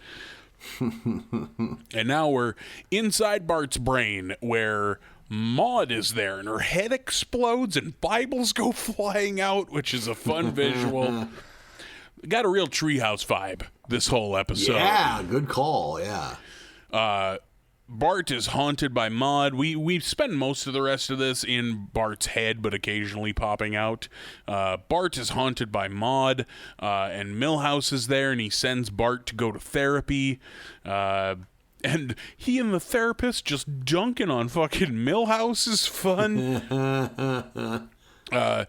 And Bart being like, can't believe you can get away with this kind of thing. Well, it turns out the therapist is dead and is also a ghost. And so he has unfinished business, as ghosts do. That's pretty up there in the ghost's bag of tricks. Unfinished They can't business. rest. Yeah. Wants to prank the other doctor, who was always a dick to him, and they do. Bart does, and that helps that ghost move on. And then we get a plethora of dead Simpsons characters. Yeah. There's some good deep cuts. Yep, Dr. Monroe, the family therapist. Yeah. Bleeding Gums The Mary Murphy. Poppins knockoff. Yep, the Mary Poppins nanny. I didn't pause and look, but I would wager Frank Grimes is in there somewhere. Yeah. Oh, maybe Bleeding Gums Murphy's in the background. Yep, he's there. Krusty's dad is in there. Good call. Yep. There were a handful I didn't recognize. I think there's a bunch that are just seat fillers. Oh, yeah, could be. Because I don't know that we got enough dead folks to, fill out a whole roster. Yeah, good point, yeah. Didn't see Edna, and I wonder if that's because that's just too fresh. Yeah, I could see if that would maybe, feel like it's in poor taste. Yeah, I wonder. Since that actress actually died and not just, Maud's voice actress just left. Good call, yeah. So, Bart gonna help all these dead Simpsons characters move on. Meanwhile, out in the real world, Hibbert says something along the lines of, oh, he should be awake unless somebody's been telling him a bunch of bad stuff. And now Lisa feels horrible, of course. And she's trying to help Bart out of this coma. Back in Coma World, Maude wants Bart to help fulfill her unfinished business, which is to get vengeance on Homer, because Homer's the one who had her killed. They just run the footage. They play that old a clip of that old episode of him at the racetrack trying to get a T-shirt out of the T-shirt cannon, and Maude getting blown off the grandstands. I'm glad they did it that way, too, as a good reminder of how it all went down. Yeah, because that's 19 seasons ago at this point. Yeah. Maybe longer. Easy. Yeah, I'd say towards the end of the golden era, I'd say. Yeah, there's probably people who were watching this that didn't know that. Yeah. So Bart enlists the help of the bullies to gun down Homer with fucking T-shirt cannons. It's a goddamn mafia hit. Yeah. But now Homer is a ghost, and Homer kind of doesn't have any unfinished business. He just starts going towards the light, drifting off to heaven, and Bart, I think, shoots a T-shirt cannon into the light to trap Homer back here. Yeah. It shatters. Because he's sad and doesn't want him to go. It's self-serving, but it's adorable.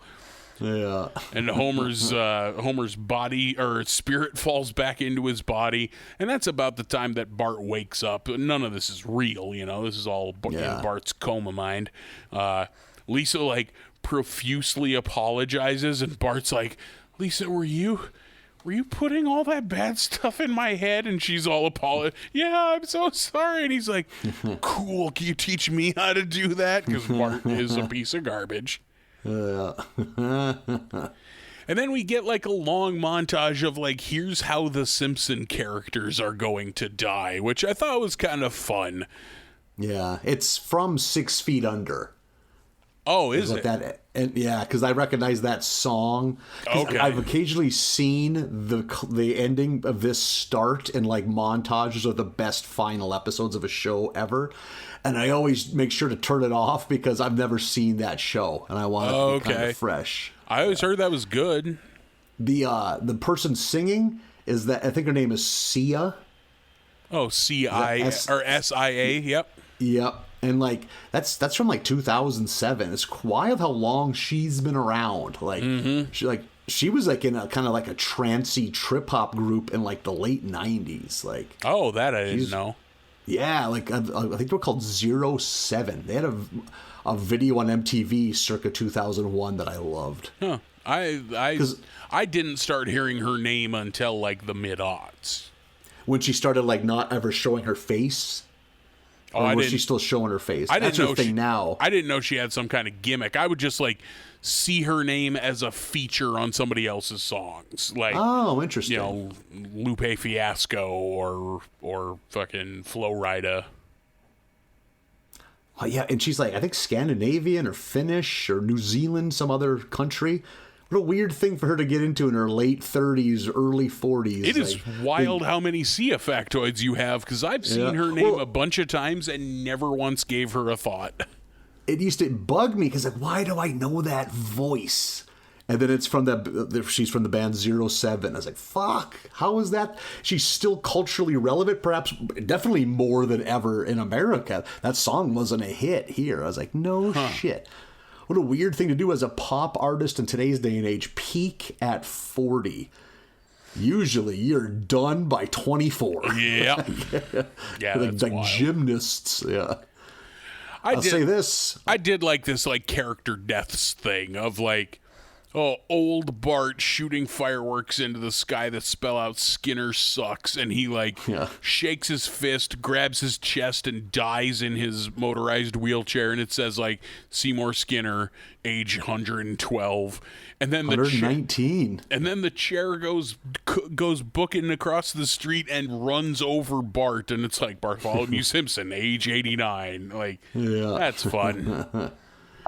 I will say this, though. I thought all three of these, pretty weak ending to a very solid season. Agreed. I think season 29 has been a pretty hot banger, and these last three episodes, not the best episodes of the season. These three are easily in the top 5 worst. And not that any of them were appalling, but like fucking season 29 was going good for huge swaths. Season 29, I think, was a very good season of The Simpsons. The rare example of an episode ending or a season ending on a low note. Usually it starts slow, get better. Yeah. Yeah. Because we've commented on that. Like, this season was just okay, but boy, it ended on a good note, but not this time. Slow starts, definitely the norm. Yep. Because they're going for some kind of spectacle, and the quality of the episode suffers because of that. Yeah, they start with a season premiere where we're doing fucking Homeland or something. Yep, exactly. There's a good chance the Mel Gibson episode was the season premiere. Yep, I'm almost sure of it. I'd have to go back, but I think so. Yeah. Well, that was season 29. You ready to kick into season 30, brother? Oh, that's so weird to hear. 30. Yeah.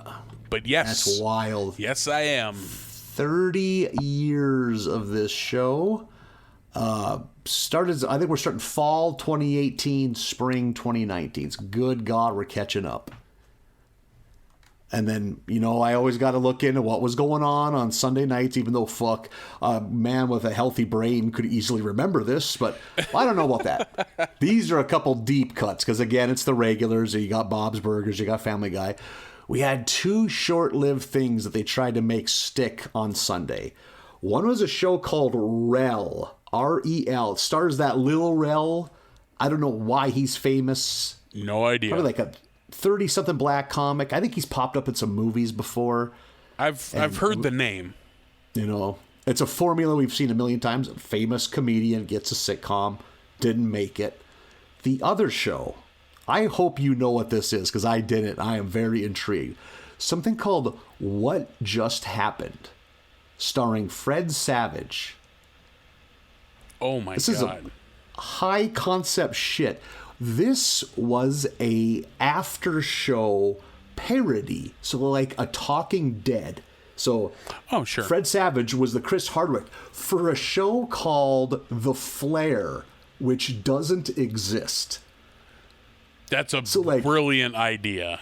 And each week they would have like comedians that you and I enjoy, or just other actors playing a part. Like, oh yeah, I was the guy that got sucked into that volcano in episode 14. What was that like? Like you look at the list of who was on each episode, it was like, oh God, that guy's good. Oh, I love her. Oh my God. Like, why didn't this make it? Because that's a fucking Looney Tunes idea. That didn't make it because that's a web series. That's not supposed to be on network television. That's too good for the normies. Yeah. We didn't deserve it. That show's too good for us. That's a brilliant idea. Right? Like, especially if they played it right, my God. Like, how confused you'd be if you didn't know what it was. Like, what, The Flare? I haven't seen any ads for it. Like... Next week, I got to tune in earlier so I can see what they're talking about. You could write so many great jokes for that. Yep. And I mean, a lot of it was comics, but a lot of it was actors, because they'd have the right actor. Like, they'd have a Sam Elliott guy would be like the gruff, second in command. Sure. An actor like that. Like, ugh. Yeah, I started reading into it. I was like, oh my God, this sounds like such a great idea. That's brilliant. I would watch that. Did it But last a alas, whole season, or how long did it last? Maybe 3 months. So a third of a season, yeah. That's too bad. Unfortunate. Are like wrap-up shows still a thing? Because they were a little hot there for a while. You had Talking Dead after Walking Dead.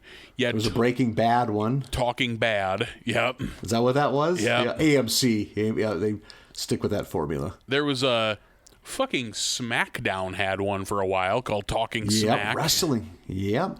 How about Game of Thrones? HBO ever do a thing like that? That seems a little. They seem too kind of fancy. Yeah, I don't think there was one for Game of Thrones. You would occasionally get like after the credits the director and producer talking about what just happened, but it lasts 2 minutes, not a show. Like fucking there was a time Talking Dead was like obviously just as big as The Walking Dead. Everyone, you're right. I remember around. that those two would be 1 and 2 on the ratings for all basic cable shows. Yeah.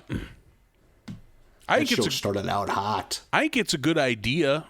Chris Hardwick's good at shit like that. He's extremely good at hosting panel. Yep, always was. He's a good, energetic host for shit. Good host energy. His PAX panels, his At Midnight was a brilliant fucking show. Is he got any on-air shit right now? I don't know if he's like back yet. I think he is. Yep, I feel like, you know how every few years they got to try resurrect the primetime big game show on network TV? Yeah. I feel like he got one of them that, either came and went and is going to come back or is just gone.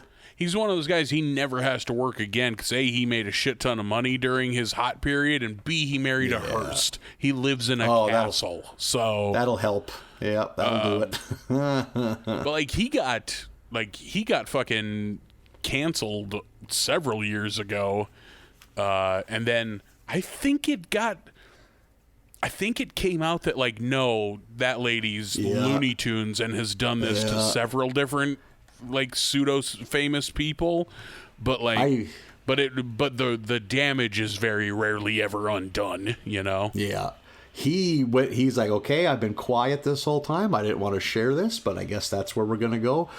He shared that in one day, she text messaged him 1,500 times. Oh my God. I remember that number in my head, 1,500. I am not good at math. I don't need to tell you that. What is that on an hourly? That's like 70 texts an hour. Oof. Think of that. Like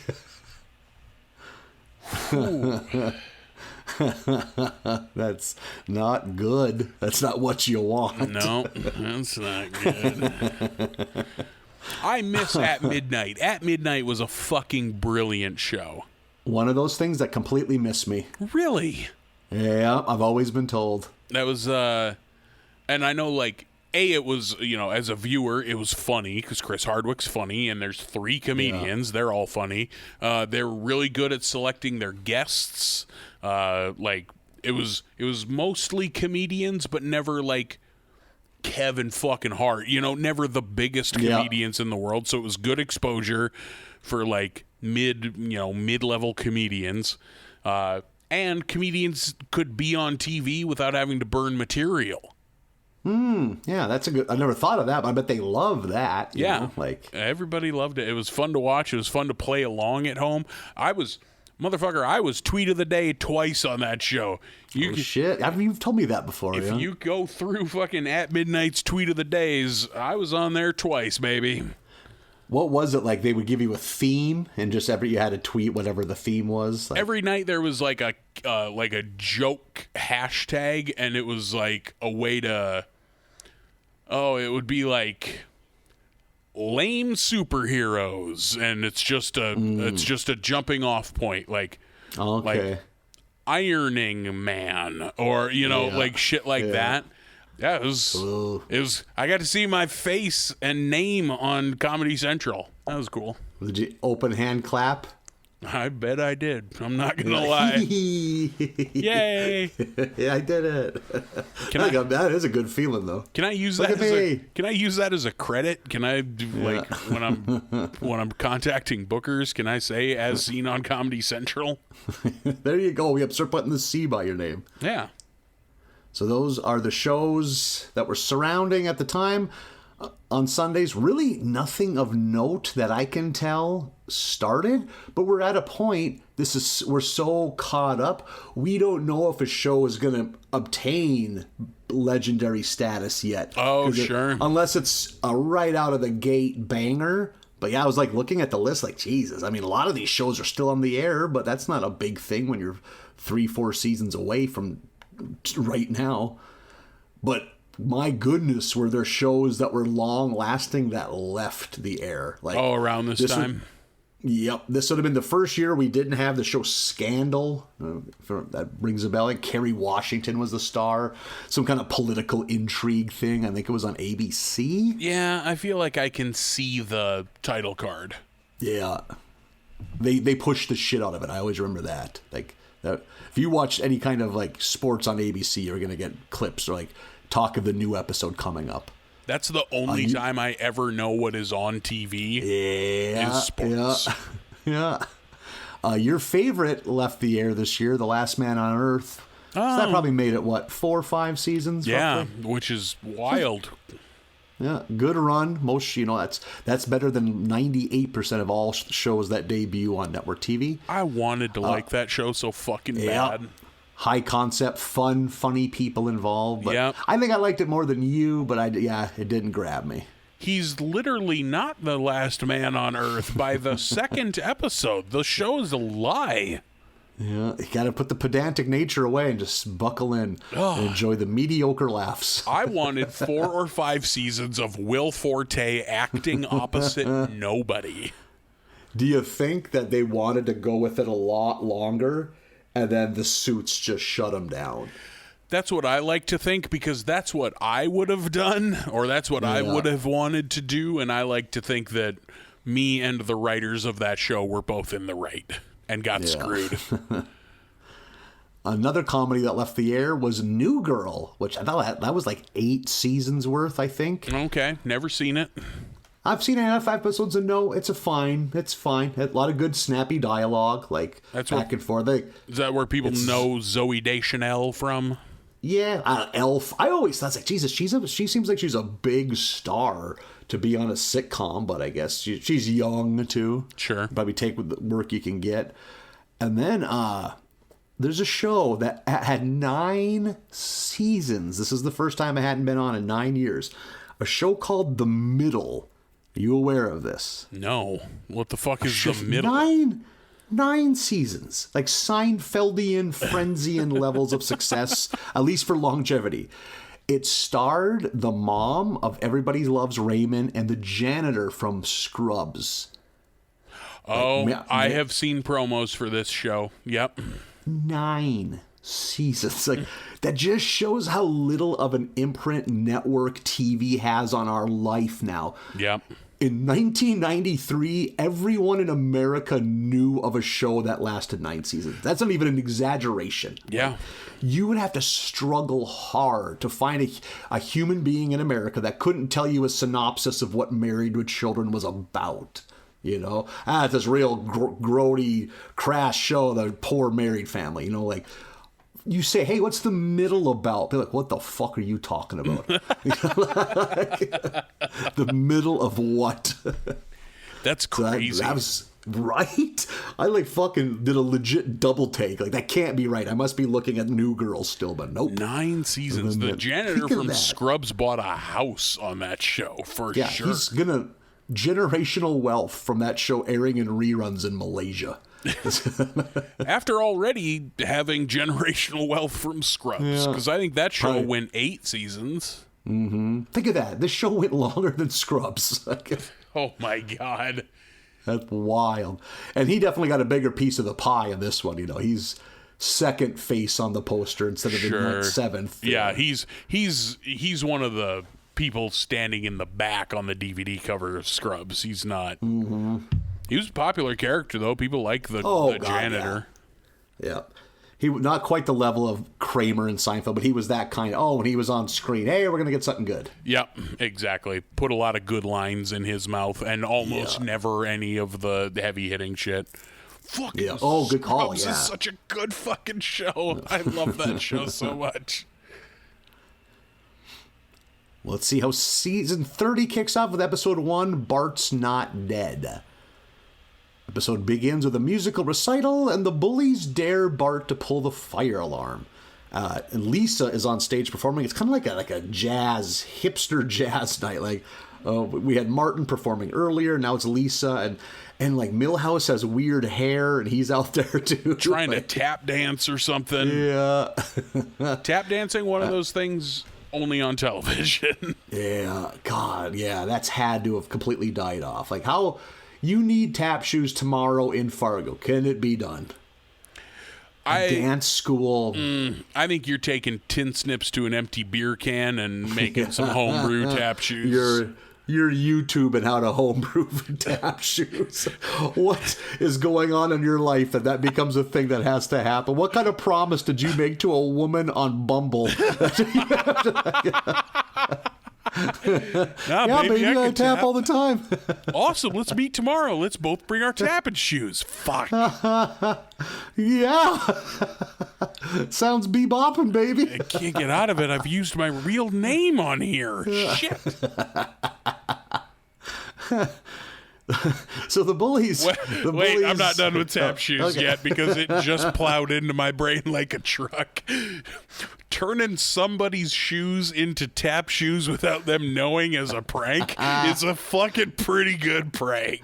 If we were doing a comedy weekend and crashing in a motel together and while you were sleeping, I tin snipped a couple of beer cans and super glued tap toe and heels to your shoes, that'd be a pretty fun prank. You'd be very confused.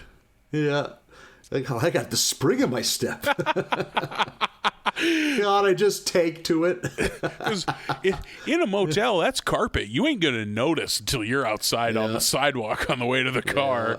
What the fuck is that sound? I bet to really make it work, you got to be on a wood surface. Because, most stages back then were wood. That's what they'd get used on, Yeah. And then, but like you're stuck with those all weekend because you ain't bringing two pairs of shoes to a comedy weekend. That would be me YouTubing how to tap dance so I can mix it into my act. Triple threat, baby. Yeah, that's what these shows out in the prairie want is a little more tap dancing. Little soft shoe from their old friend Nathan. Here we go. You know what? Who here likes Gene Kelly? I try to talk shit, but that might go over out here. Yeah, better than some of our jokes do. Yeah, no shit. Absolutely. That might be your Dusty Rhodes polka dots. I did it as a punishment, but you got them over. Goddamn. Bar's asking for the tap boy back. They don't give a shit about the rest of us. Just bring the tap boy. Don't bring back the fat ones that talk about their assholes and how sad they are. We need That's most of us. You can't say that. We just want the tap kid back. Oh shit! There's your gimmick. There's your getter done. Telling jokes in tap shoes. You could use it as your own rim shot at the end of every joke. Yeah.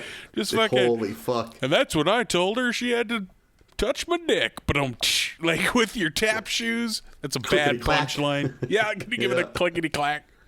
Yeah.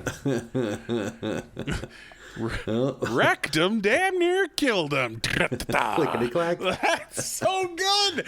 Holy shit. No one steal that. I'm taking that idea for myself. We're done here. I'm deleting all of this. Yeah, you put it out into the world. Now someone's going to do it. Fuck, try to find a pair of 10.5 quadruple E tap shoes.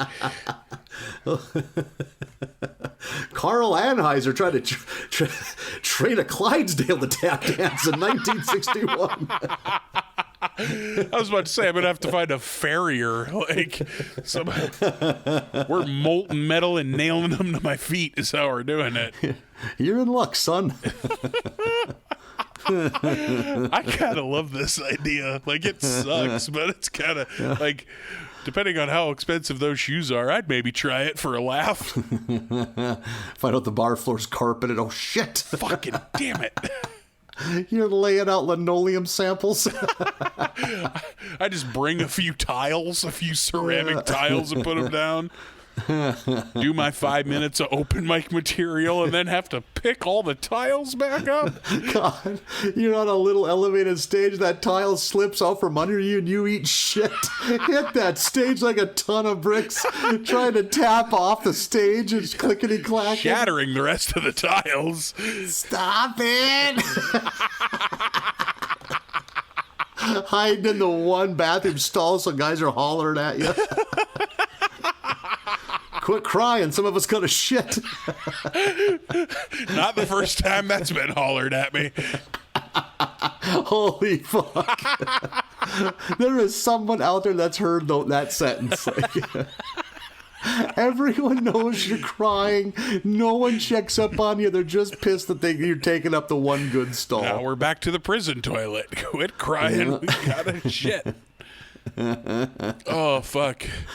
Oh, God, I got to shop for tap shoes tomorrow. Boy, I bet hey, it's Black Friday. Yeah, Black Friday. Well, yeah, that's peek behind the curtain. We're recording this before Thanksgiving. But, oh, shit. Oh, I bet. God, I bet tap shoes are a bear cat in the winter out here. Oh, my God. Insane. You eating shit 7 times at a 20-foot walk to that bar door.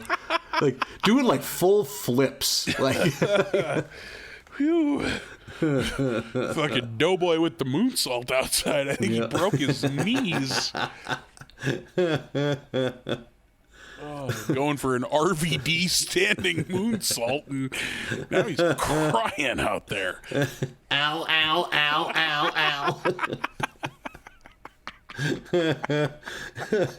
We eventually just have you lie down on the ice and we push you in with a broom like a curling.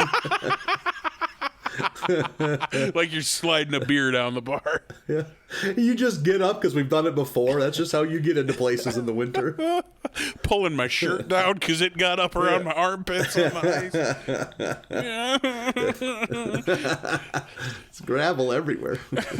Who's ready to laugh? Calm yourself down before you get on stage. No. Got fucking road rash up one side of my face.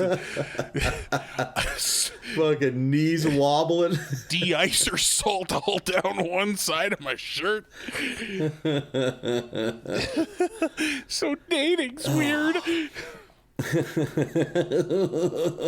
Clickety clack.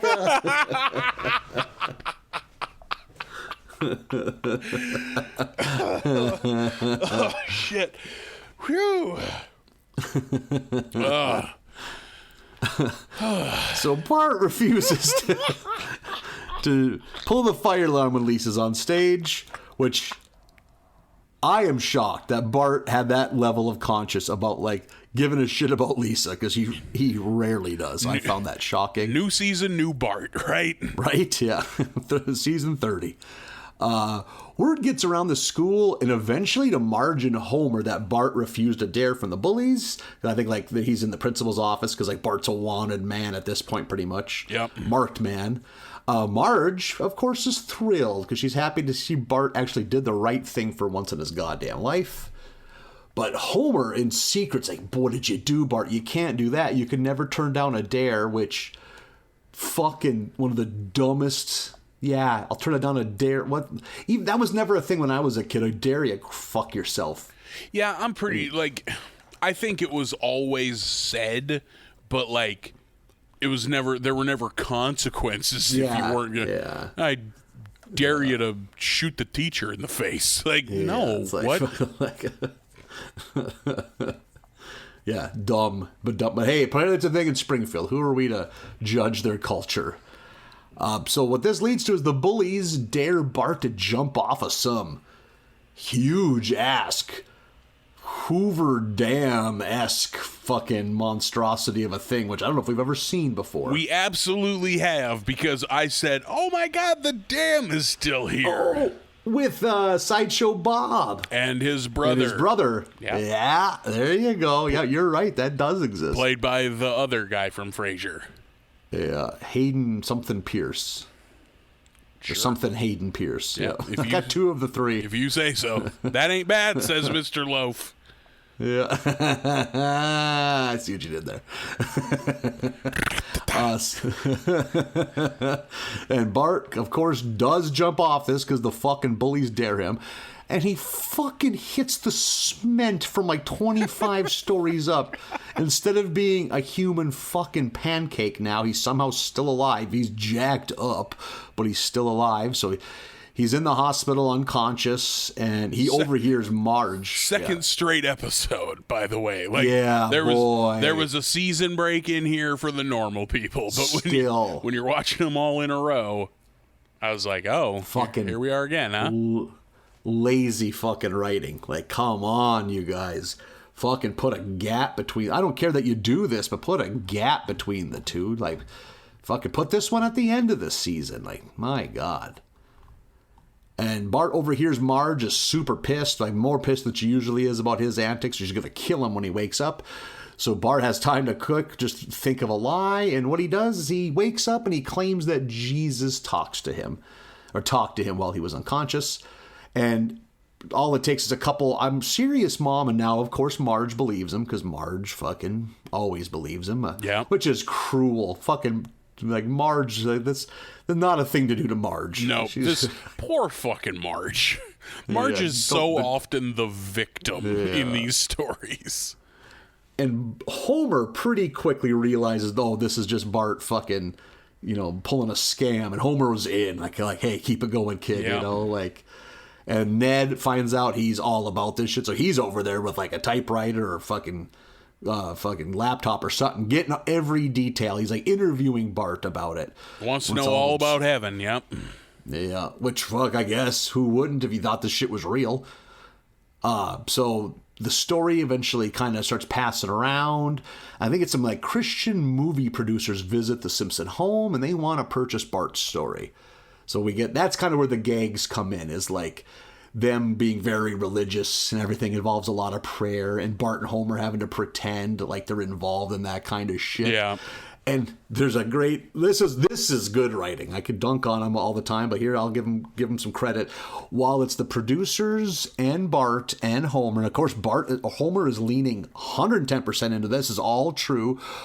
Bart acts like he has another vision, and he's like, oh, Jesus wants my dad and Ned to write the screenplay. They have to be in a really tiny office.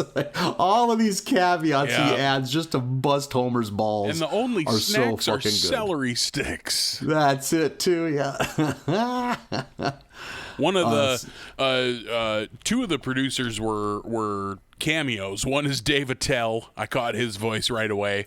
Oh. And the other, which I didn't catch but looked up, is Pete Holmes. And I always like to see Pete Holmes' name because I like Petey Holmes. Yeah. And Pete Holmes has a very soft, squeaky clean voice, so he could pull that off convincingly. Yeah, he's got, Pete Holmes isn't everybody's cup of tea, but I sure do like me some Pete Holmes. I think you like him more than me, but I don't dislike him one bit. He's got some very funny stuff. Some people, he's like their favorite comic. Yep, he's definitely doing his own thing. Yeah. He tells a lot of bad jokes, but I don't think it's intentional. He just has some jokes that are bad, but he somehow makes work. Yeah, he has that kind of energy that he can make that work in his act. Yeah, he's very lovable. He's not trying to be cool. He's not trying to be the best comedian in the room. Yep, absolutely. And he just rolls with telling some dumb ones. Yeah. So in this is where the episode kind of shifts a little bit. We get a lot less Bart for the next few minutes. It's mostly just Ned and Homer, like with the levels of the movie production. Like, we're going to scout for locations. We're going to scout for the actors. We get, like, them, because there's a scene where Homer is very easily tricked by the woman playing Marge. Even though she's not trying to trick him, he's just a fucking idiot. Yeah, he keeps thinking she... which is Gal Gadot. And who is she? Yeah. Oh, But wasn't there a woman before Gal Gadot, or am I wrong? Oh, yes. Gal Gadot plays, I don't even know if that's how you pronounce her name, but she's playing Lisa. The other one is, it's a Deschanel, not Zoe, but the other one. Yeah, I can't think of her name, but okay. Emily, yep, she's on like the Bones show. Yeah. Yeah. The lady from Bones. Yeah. The one who's not David Boreanaz. Oh, okay. Yeah, but you are a super fan. I love David Boreanaz. Yeah.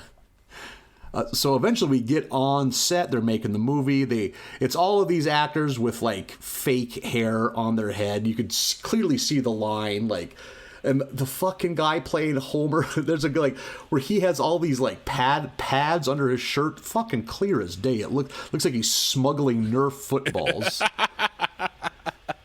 And I think they have to like take a break or take 5 or something like that. And all the pads fall out. And he's like, "Why do you have so many pads?" Bart asks him, "Because your dad's so damn fat." And all the pads, he's like, "Look, I'm already fat." Yeah, that's a fun joke. And while all of this is going on, Lisa knows it's bullshit. She's known it all along. And she's kind of let Bart know, hey, you keep going, you're going to slip up. All these lies are going to build up. And Bart's kind of getting shook. Like, it's getting into Bart's head a little bit. I think they have like he has a dream that scares him a bit, and like he actually is scared enough. He wants Homer. He wants to like, hey, let's stop this before it goes any further. But Homer is so into it. He's so committed to this movie. It's like the die is cast. This is gonna happen, and Bart doesn't want to slow it down, so he just clams up and lets it happen. And sure enough, it's a humongous hit. And then now it's like, oh, what are we going to do next? There's all this talk. They kind of almost become celebrities. But Bart, it finally gets to him. And he admits to his family that it's all a lie, which Homer, known this whole time, as has Lisa.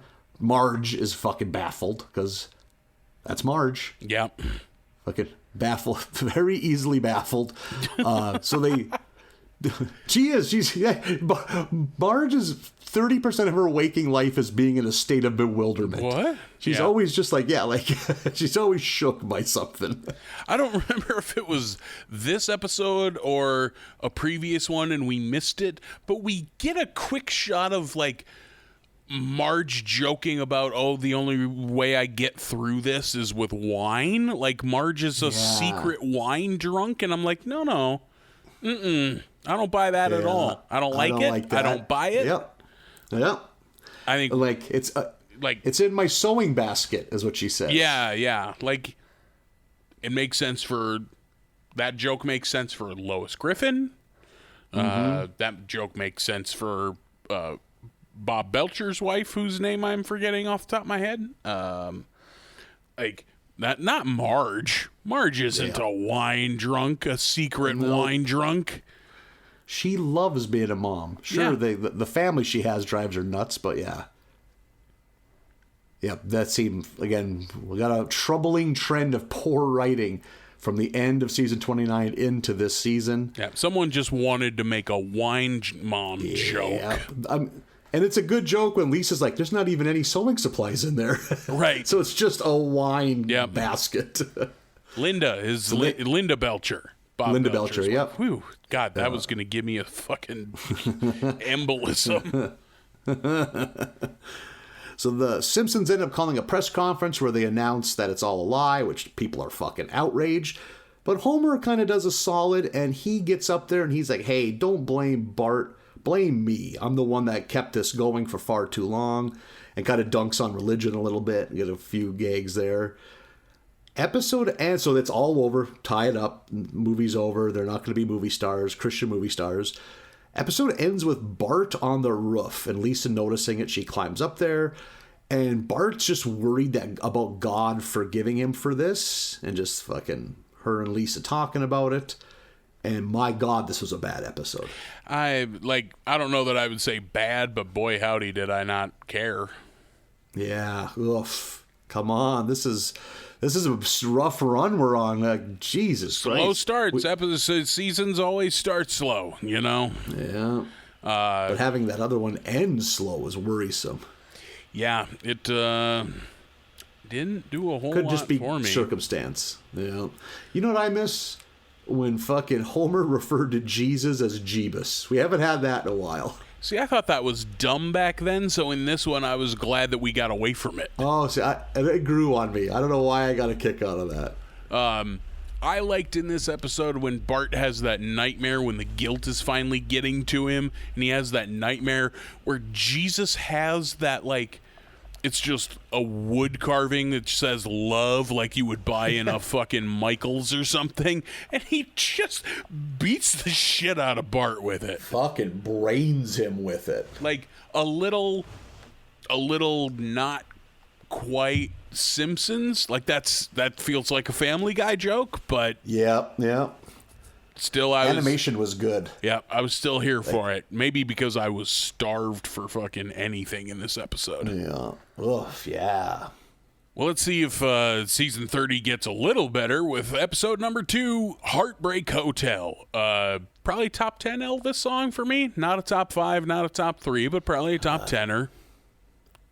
I am so just fucking whatever about Elvis. I only have a couple that I fucking like. Really? Yeah, his shit didn't ever do a whole lot for me. Like, It's All Right Mama, which I think is his first hit ever. That's my favorite Elvis song. It's a great song. And then I like fucking his later hit, like Suspicious Lies. Suspicious Minds. Or Suspicious Minds. Great song. And he has one.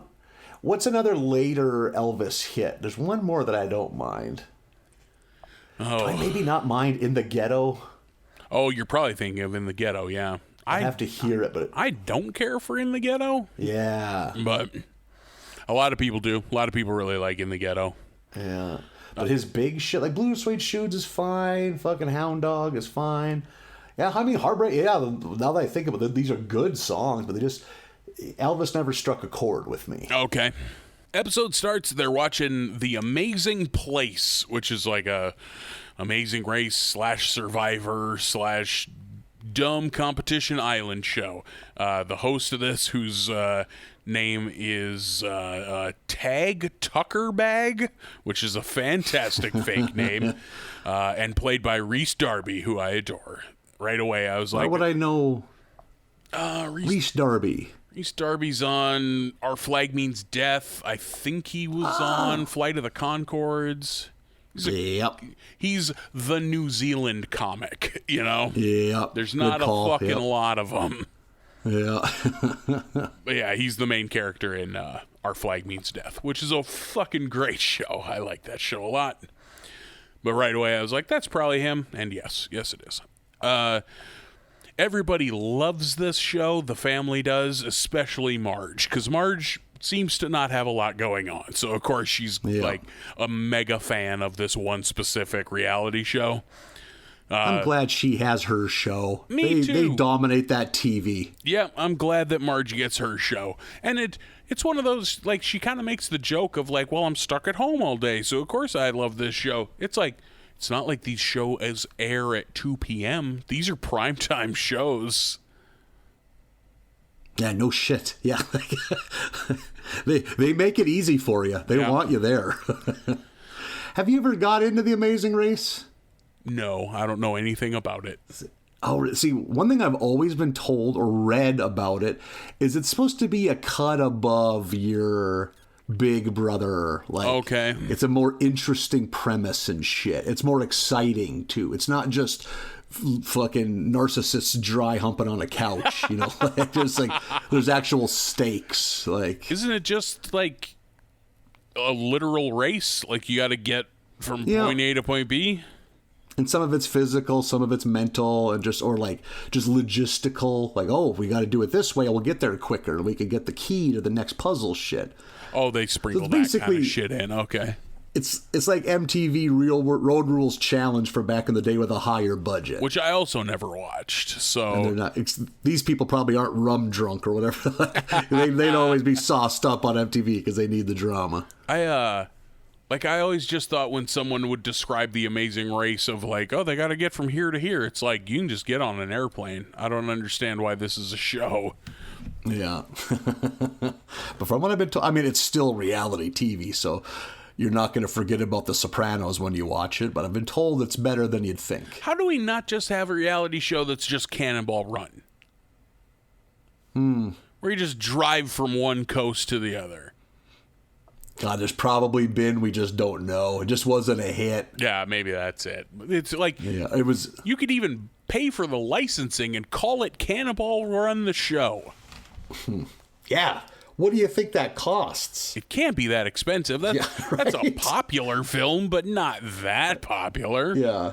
And it gets older every day. Right. That license gets cheaper every day. Like, every day, less and less humans are alive that have seen that movie. Yeah. God, that's a good movie. Well, that's a pretty good movie. Fun movie. Yeah, that's a fun one. You got bloopers on the credits. Yeah. You got the big guy and the little guy in the cowboy hats. Dom DeLuise still alive? No, he passed kind of young. Ah, that's too bad. He's like in his 50s or 60s, I think. He would have still been alive in like the early 90s because I think what's it called? Men in Tights came out in like 91 or 94, around in there. Yeah. You're perfectly nailing it, but I know it was out by the summer of 94 because it was on HBO all the fucking time that summer. That sticks in my head for some reason. It's like, Jesus Christ, I can't watch Men in Tights 5 times this week. Watch me. Yeah. I mean, it ain't. I'm not the biggest Mel Brooks guy, but that one has some laughs. Yeah, I like Mel Brooks a lot, and I think that's a good one of them. I think Men in Tights might be my number 2 behind Blazing Saddles. See, Blazing Saddles, I've seen bits and pieces of. I'm a Spaceballs guy, and that's almost all fueled by nostalgia. Have you watched it? I was about to say, have you watched it recently? Yeah, a lot of that. I just don't think a lot of his shit ages well. That's true, too. I'm not a I big think. parody guy to begin with. That said, one of my roommates made me watch. Not made me. Wasn't fucking. Didn't have a wasn't getting gun. waterboarded. Yeah, but fucking in the year 2022, I saw Airplane for the first time. Oh, no shit. I love Airplane. Right?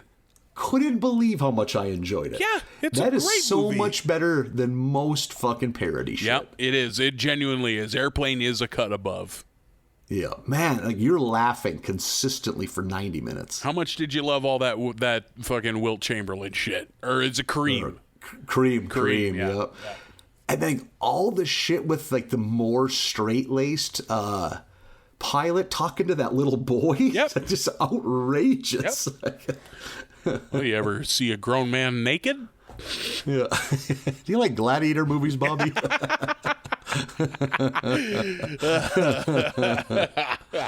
Robert Stack. God, that movie's good. Yeah. I picked a bad time to stop sniffing glue. Is it him that takes off the sunglasses to reveal a smaller pair of sunglasses? I think so. So yeah. good. So good. Man, everybody go watch Airplane today. Put down your new baby and watch Airplane. Treat yourself to Airplane 77. So the Marge, huge fan. They get the ad for like, if you want to try out for the show, send in your videos. And now the kids are nagging Marge to try out. And I forget exactly how it comes up, but at the dinner table, Marge brings up Homer's failed investment, which is a chain of chewing tobacco establishments, like chewing tobacco cafes called Dippin' Dens. God damn it, I laughed at that. Who was the company that stole their thunder? Oh, I didn't catch Chawtown. it. Chawtown. Yeah, but now there's a Chawtown on every corner or whatever he says. God damn So good. He has that like investor portfolio and he's just like, we just didn't account for all the spit. That was a legit out loud laugh for me. Bart and Lisa pestering Marge was a good gag too. Like them being hoarse by the end. Like Yeah, because they've been, you should try out for so long that they can barely talk by the end of it. Marge takes them up to the attic to reveal that they have tried out for this show dozens of times. 48 times or something like that. So what? That can't be. They have a whole chest full of tapes of auditions that they sent in that were never accepted. So she's like, listen, I know when I'm beat, I'm not fucking applying for this show again. It's at this point where, so earlier on in the episode, I was like, this feels late. Oh, the Simpsons are going to get on a reality show. But it was at this point where I was like, okay, it has to be late. Because this show has to have been on for a long time for this part of the story to make sense. I was like, it was like I was like lowering a gun, like, okay, Simpsons, okay, that's fine. I have a question for when Marge is up in the attic looking for the tapes. There's like dreams deferred. There's like all these like jokes of like boxes of like, one is like her painting, one is something else. Okay. One of the boxes has like a popsicle stick Bart and Lisa doll in it, or that's Lego or something. Like, wonder what that's from. That has to be a reference, but I couldn't place it. No idea. Maybe it's just that that box has some of their stuff in it. I don't know. Yeah. I was like, wonder what that, because the Simpsons love shoehorning out those kind of, which I appreciate. Hiding I like that little shit. Throwbacks. Yeah. Like in that earlier episode where the house floods and Bender goes floating by. Really? Yeah. I didn't even, the big tiki war god thing did too. Yeah, they make it tough to miss Burns' war totem, which I also marked out for. But like during one of those shots, Bender goes floating by. That's funny. I had no idea. Because canonically, Bender is in their basement. Yeah. So Marge is like, no, we're not going to apply. Here's all the tapes. And the kid's not going to give up so easily. Bart says something along the lines of like, well, I have a sister that can edit all these into a good tape while I feed marshmallows to the dog to see what happens. And it's just like a short, like minute-long montage of Lisa furiously editing video while Bart one by one feeds marshmallows to Santa's little helper, one at a time. And I wish it had paid off a little more, but the last shot of the joke is like the dog finally bites Bart, but it's so fat that it can't get off its side. Distended belly. I wish it had a little more of a payoff, but fuck me, I thought that was funny.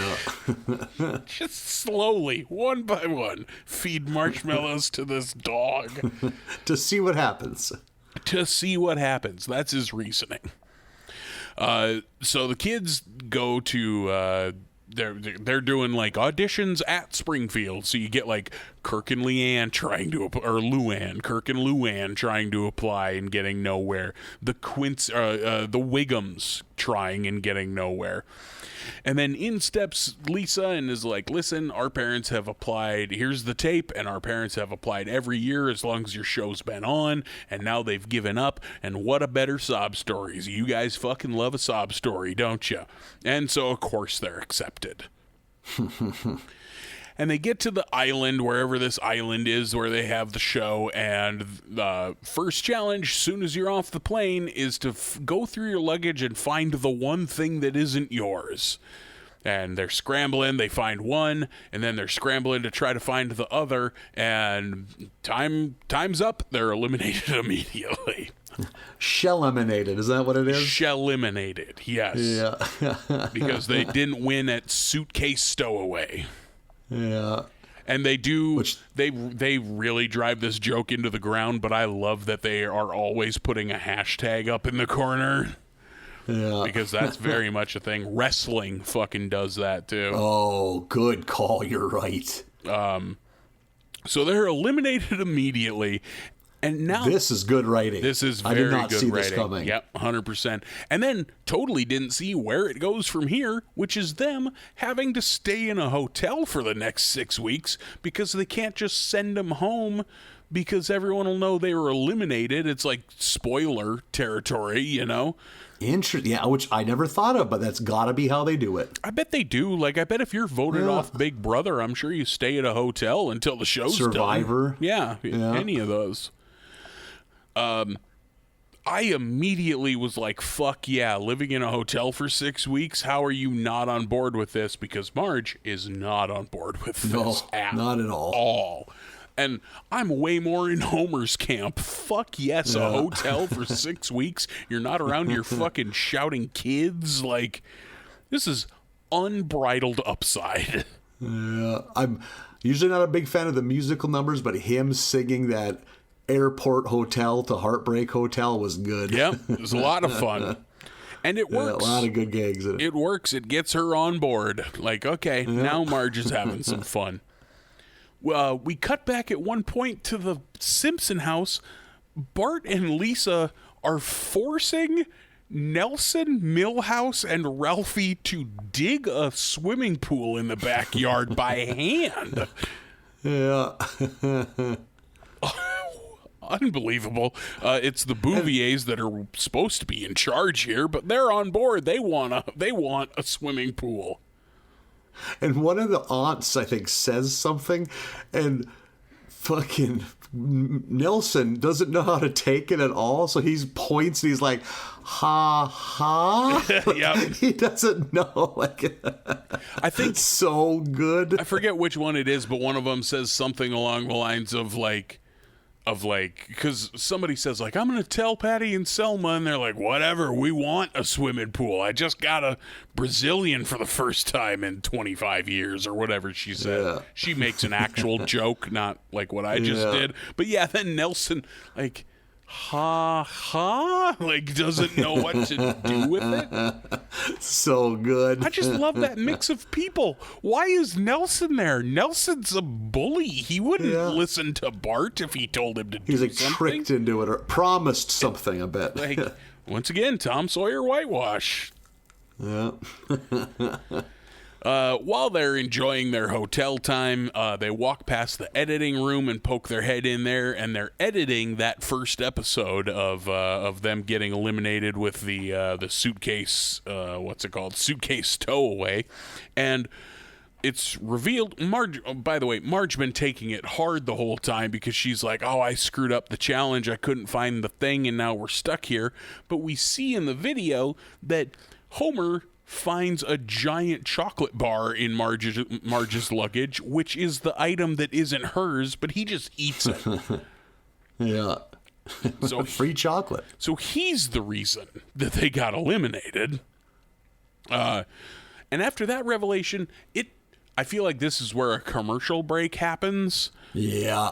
And when we come Guaranteed. back, my note says, what the fuck is happening? The whole thing is in black and white, and it's like Marge drunk and mad at Homer, and Homer just browbeaten, just yes, dear. Really quiet. Yeah. Yep. And then, like, two other people who were on the show but got eliminated, like, come over, and Marge is, running down Homer in front of the two of them, and then flirting with the guy and shit. All the while, Homer just like, whatever. What the fuck is happening? It's from a movie from like the mid to like 66, 67, if I had to guess, called Who's Afraid of Virginia Woolf? Okay. I only knew it because of like kind of like the music and the tone of it, and it's just like the dissolving of a marriage, and it's Elizabeth Taylor is the wife. Okay. And I don't even know who plays the browbeaten husband, but all I know about that movie is it's supposed to be one, good, and two, it's the first movie where they didn't have to listen to like the whatever rule was in place to make movies squeaky clean up till then. Like the code. Yeah, they'd make very overt sexual references and stuff, and and the movie was a smash hit, and then that's when just the fucking the floodgates, and then 5 years later, there's titties in every movie. Okay, all right, yeah, I did look it up and was like, what the fuck is this? And yeah, apparently it's Apparently, it's What that a movie. deep cut in 2018. Right? Like, Who was that for? yeah, a 52-year-old movie at that point. What fucking uber film nerd is on the Simpsons writing staff that got this pushed through? The actor in Who's Afraid of Virginia Woolf is George Siegel, who plays Nick in this episode. Nick, the guy who's in the other couple. Oh, no shit. So I thought that was fun. George Siegel also on the sitcom Just Shoot Me. Okay. With David Spade. Yeah. Never saw that. I remember seeing promos for it as a kid. Yeah. It was always like the second highest rated show on that night. It was never the fucking bell cow. Sure. I'm pretty sure I have a real half-faded, threadbare memory of my grandma being really disgusted that they would call a show that. I could see that, yeah. God, how simple things were in the late 90s. Yeah. Yep. There weren't any giraffe discussions being had around our house. The things you can Google now. Marge ends up getting back into the competition. By the way, this happens during the continental breakfast at the hotel, and baby, do I love a continental breakfast at a hotel. Fuck.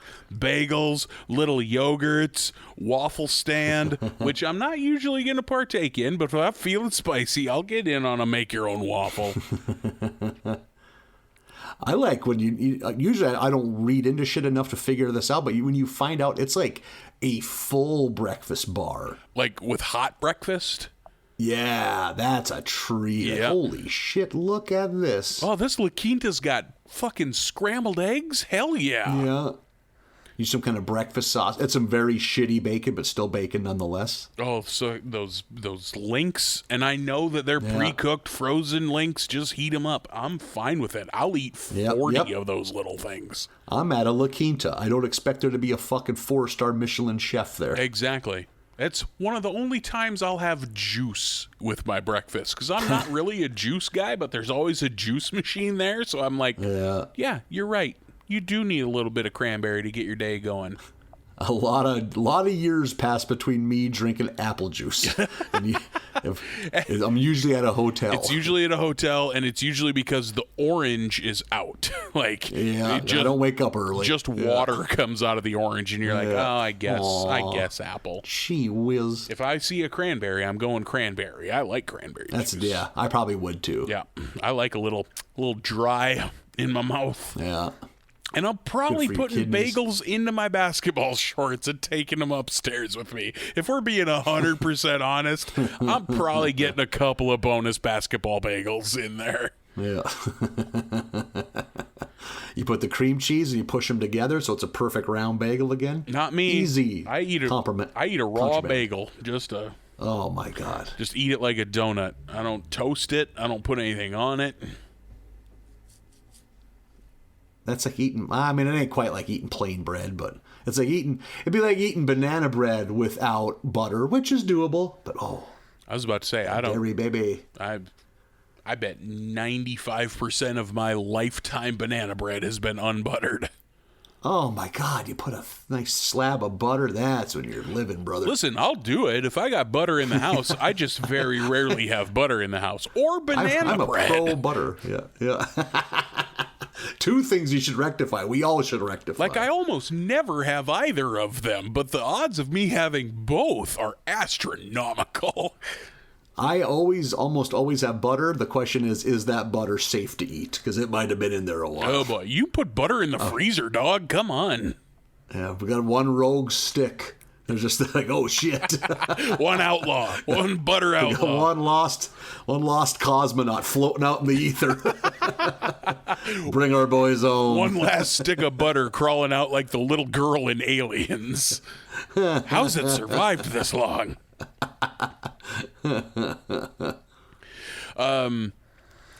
So at Continental Breakfast, which is, again, fantastic, Marge, we learn that one couple can get back into the reality show competition if they're willing to drop their partner for somebody else. And everyone's like murmuring like, oh, no, we're not going to do that. And Marge, of course, pipes up immediately. Yeah. Yes, I'll drop Homer. She grabs Nick, so now their partner's going to be in this. And they have an insane challenge, which is you have to pick enough mangoes to make 6 mango-ritas, and then walk them on this tray across a log full of shrieking, grasping monkeys who can only be calmed by recorder music. And then put your tray on the table on the other side. And they do it. Marge and Nick fucking knock it out of the park. They get to the other side, set it down. Hell yeah, we won. And then what I think is a reality show thing of like, you won. But no, you didn't, because here's a technicality that you didn't fill, and now you're sad, and that makes for better television. Yeah. Oh, they love that shit. They forgot to salt the rims on their mango-ritas. So they don't win. And then, boy howdy, do we just wrap this up in a fucking hurry, because now they're back at home, and Marge feels bad, and Homer loves how good it feels that, like, oh, now people are taking pity on me because you screwed up, and oh, the pity. And he melts into the couch, and that's the end of the episode. Yeah. Where did we leave this swimming pool? Where are we at on that? Yeah. Like, all right. Boy, the kids are not touched much in this episode. Ooh, I don't want to say the kids aren't touched much. The kids do not show up a lot in Nathan this episode. sure isn't a fan when kids aren't touched on a lot. One wants them dead, the other one wants them touched. We're going to get dropped off all platforms. We're going to be on fucking Truth Social. Right, yeah. We're going to be on Parlor and nothing else here pretty soon. Twitch. I think they'll still let somebody wild. Yeah. They hate kids. Or one likes them too much. Both ends of the kid spectrum. Yeah, you really want to be in the middle of the kid bell curve. Yeah, you want to like them, but not too much. I thought this was definitely a cut above the other ones. I thought this was a genuinely pretty funny episode. Yep, the laughs. I mean, but like you're right, the end is weird. It just seems real crammed in there. But there are some.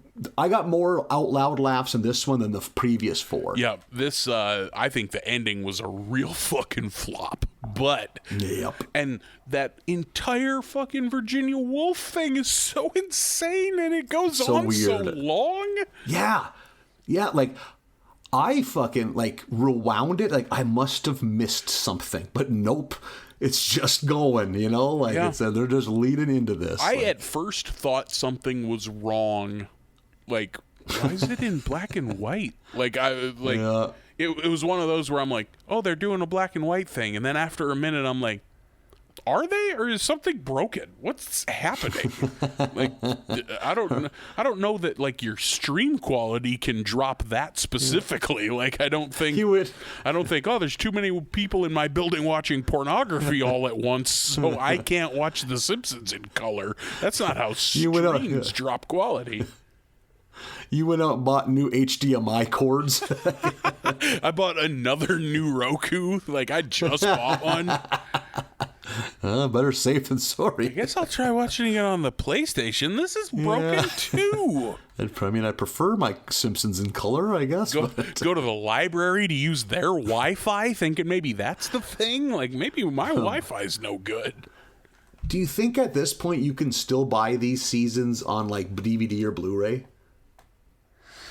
Ooh, I don't know that you can do it on physical media, but I bet you can buy it digitally. I wonder if you can buy it on physical. That'd be interesting. I bet if you went... When did... boy, I don't know. I bet not. That's a show this beloved. That's wild. That's the only thing that makes me not say, oh, definitely not, you know, is that it's The Simpsons. So, maybe. Yeah. Fuck, I was in like I said earlier, I was in Best Buy today with my buddy who was buying a television, and... they're fucking still putting out discs. Like, they're still there's. I saw The Quiet Place on Blu-ray on a shelf for sale today. So I think maybe The Simpsons.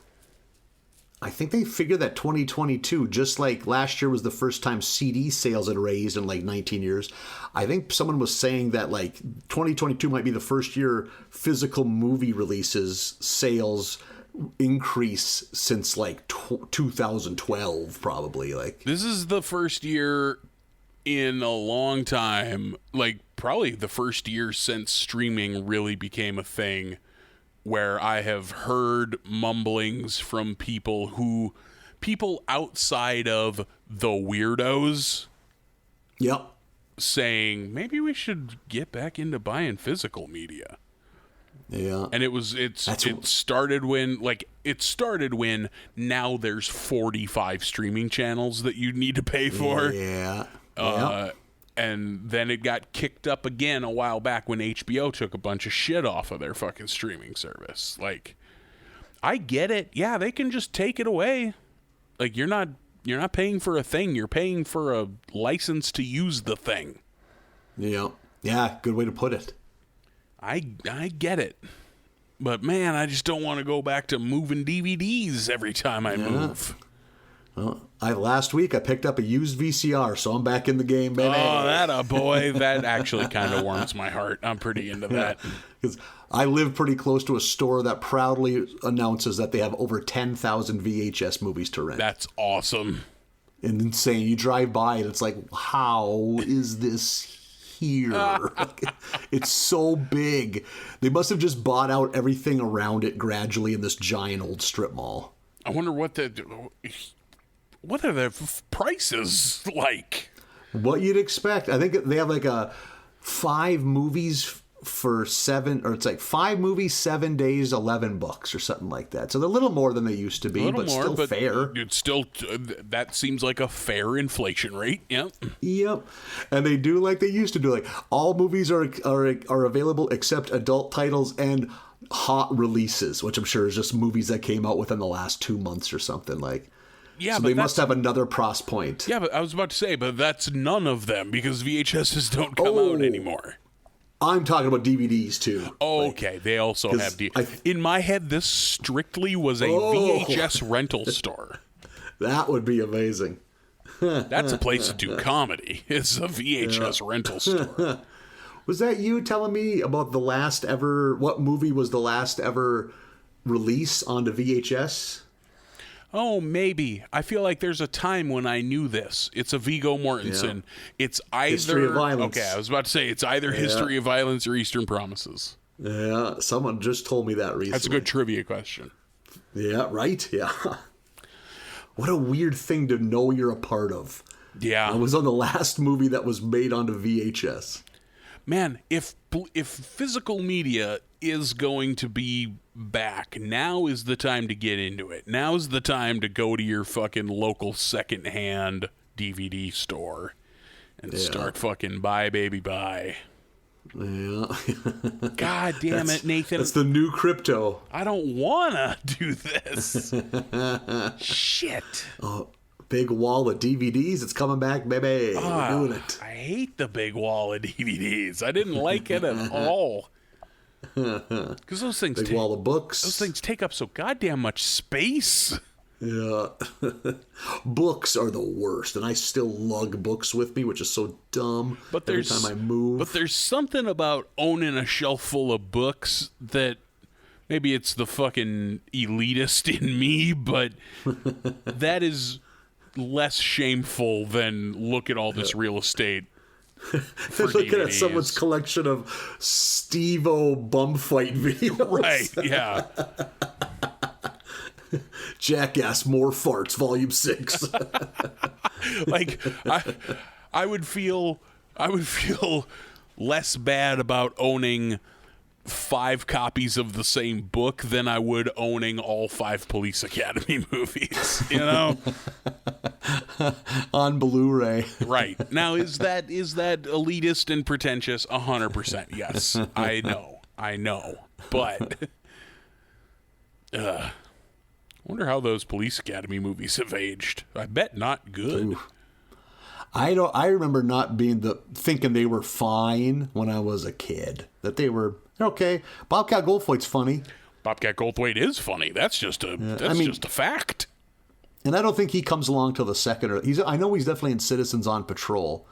God, they must have had a fucking warehouse in the Catskills cranking them out every 9 months. Jesus. There was Tackleberry. He was the guy with all the guns. Yeah. There was the guy that made the noise. There was the blonde lady with the huge cans. There was the short black lady with the high voice. Yeah. God, I forgot. Yeah. And then there was always the leading man. Originally, it was Steve Guttenberg. There was Hightower. Remember Hightower? Oh, Hightower. Yeah. Oh, yeah. I think his whole gimmick was that he was tall. And no nonsense, tough guy. Yep. Yeah. And then there was like the leading lady too. Usually, I think that character actually might have changed, like movie to movie. Like that sounds there was right. the one that's Guttenberg, or I don't think it's Treat Williams, but it's another actor of that level took over for Guttenberg as playing the main cop. Was there an older chief, like the put upon fucking exacerbated guy in charge? Well, yeah, there was like the commandant, they called him. He was There like you the go. ball-busting prick who went on to have a long run in that random-ass Kira Sedgwick police procedural that to this day airs on like TNT at 2 a.m. Excellent. Good Yeah, for him. like what? Because it's like, and maybe it's like that guy must have been way younger than he seemed because he was the ball-busting ninny, so Yeah. he seemed like he was old, like. Was there in later fucking- movies like a lady Tackleberry, like a real hard-edged, take no shit lady? Well, the blonde with the big cans was real. Maybe that's stern, who I'm always thinking of. Yep, I bet that's yep. who I'm thinking of. And Tackleberry was always intimidated by her. Yes. Yep. But she always had the hots for him. This. And then Lloyd Bridges, I think, plays the head guy, like the top of the tower. He's like old and kind of flighty, but like he only makes appearances at certain times. No, maybe we might be outside of my. Yeah. My bench might be empty. You've cashed out all of your Police Academy knowledge. Yeah, I was about to make the joke of like, well, I guess we're making a Police Academy podcast, but that's it. We just did it. We did all the material I have about Police Academy.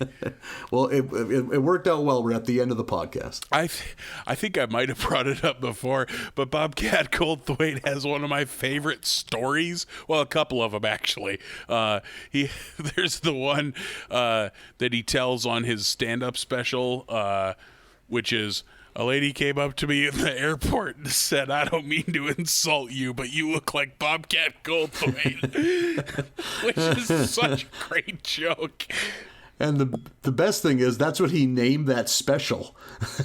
Yeah, that's the name of the special. So good. I don't mean to insult you, but you look like Bobcat Goldthwait. What a thing to hear. And then tried to be polite. And then I forget which episode it's on, but he's on an episode of The Dollop, one of the live ones where they usually have a guest, and he's the guest on one of them, I think maybe in Chicago, because that's where he's from. And he tells this insane story. You know, in Pee-wee's Big Adventure, it's a real thing somewhere. It's in California, the big dinosaur. Oh, yeah. From Pee-wee's Big Adventure that you can like walk up into and look out its mouth. He tells a fucking nutso story about getting his dick sucked in the dinosaur head on that show. Oh my God. Holy fuck, it's so good. I don't like. That's not helpful if you want to find that episode to hear the story. I guess look up Dollop Bobcat Goldthwait, because I think that's the only one he's on. But it's insane story. I also love that Seinfeld hates him to this day. Why do they have beef? They have beef. Yeah.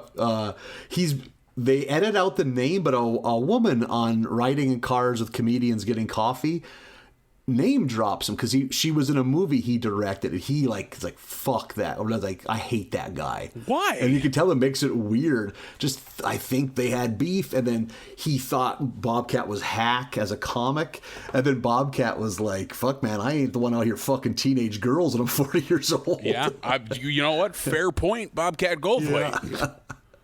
I think Goldthwait dunked on him about that a little bit. So that was That was not, Seinfeld does not handle that kind. Who would, I guess, but like, don't fuck teenagers. Yeah, maybe It's an that. easy solution. Maybe that, you know.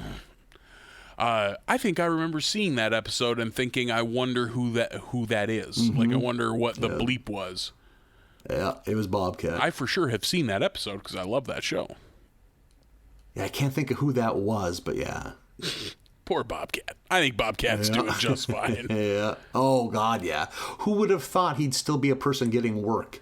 Yeah. If you would have seen in 1988, like that guy, that's a short lifespan of a career. Like, Well, he fucking he got a good second win by pivoting to being a pretty fucking good movie director. Mm-hmm. Yeah. And he gets a lot of work directing people's stand-up specials. Oh, interesting. Okay. He gets a lot of work doing that.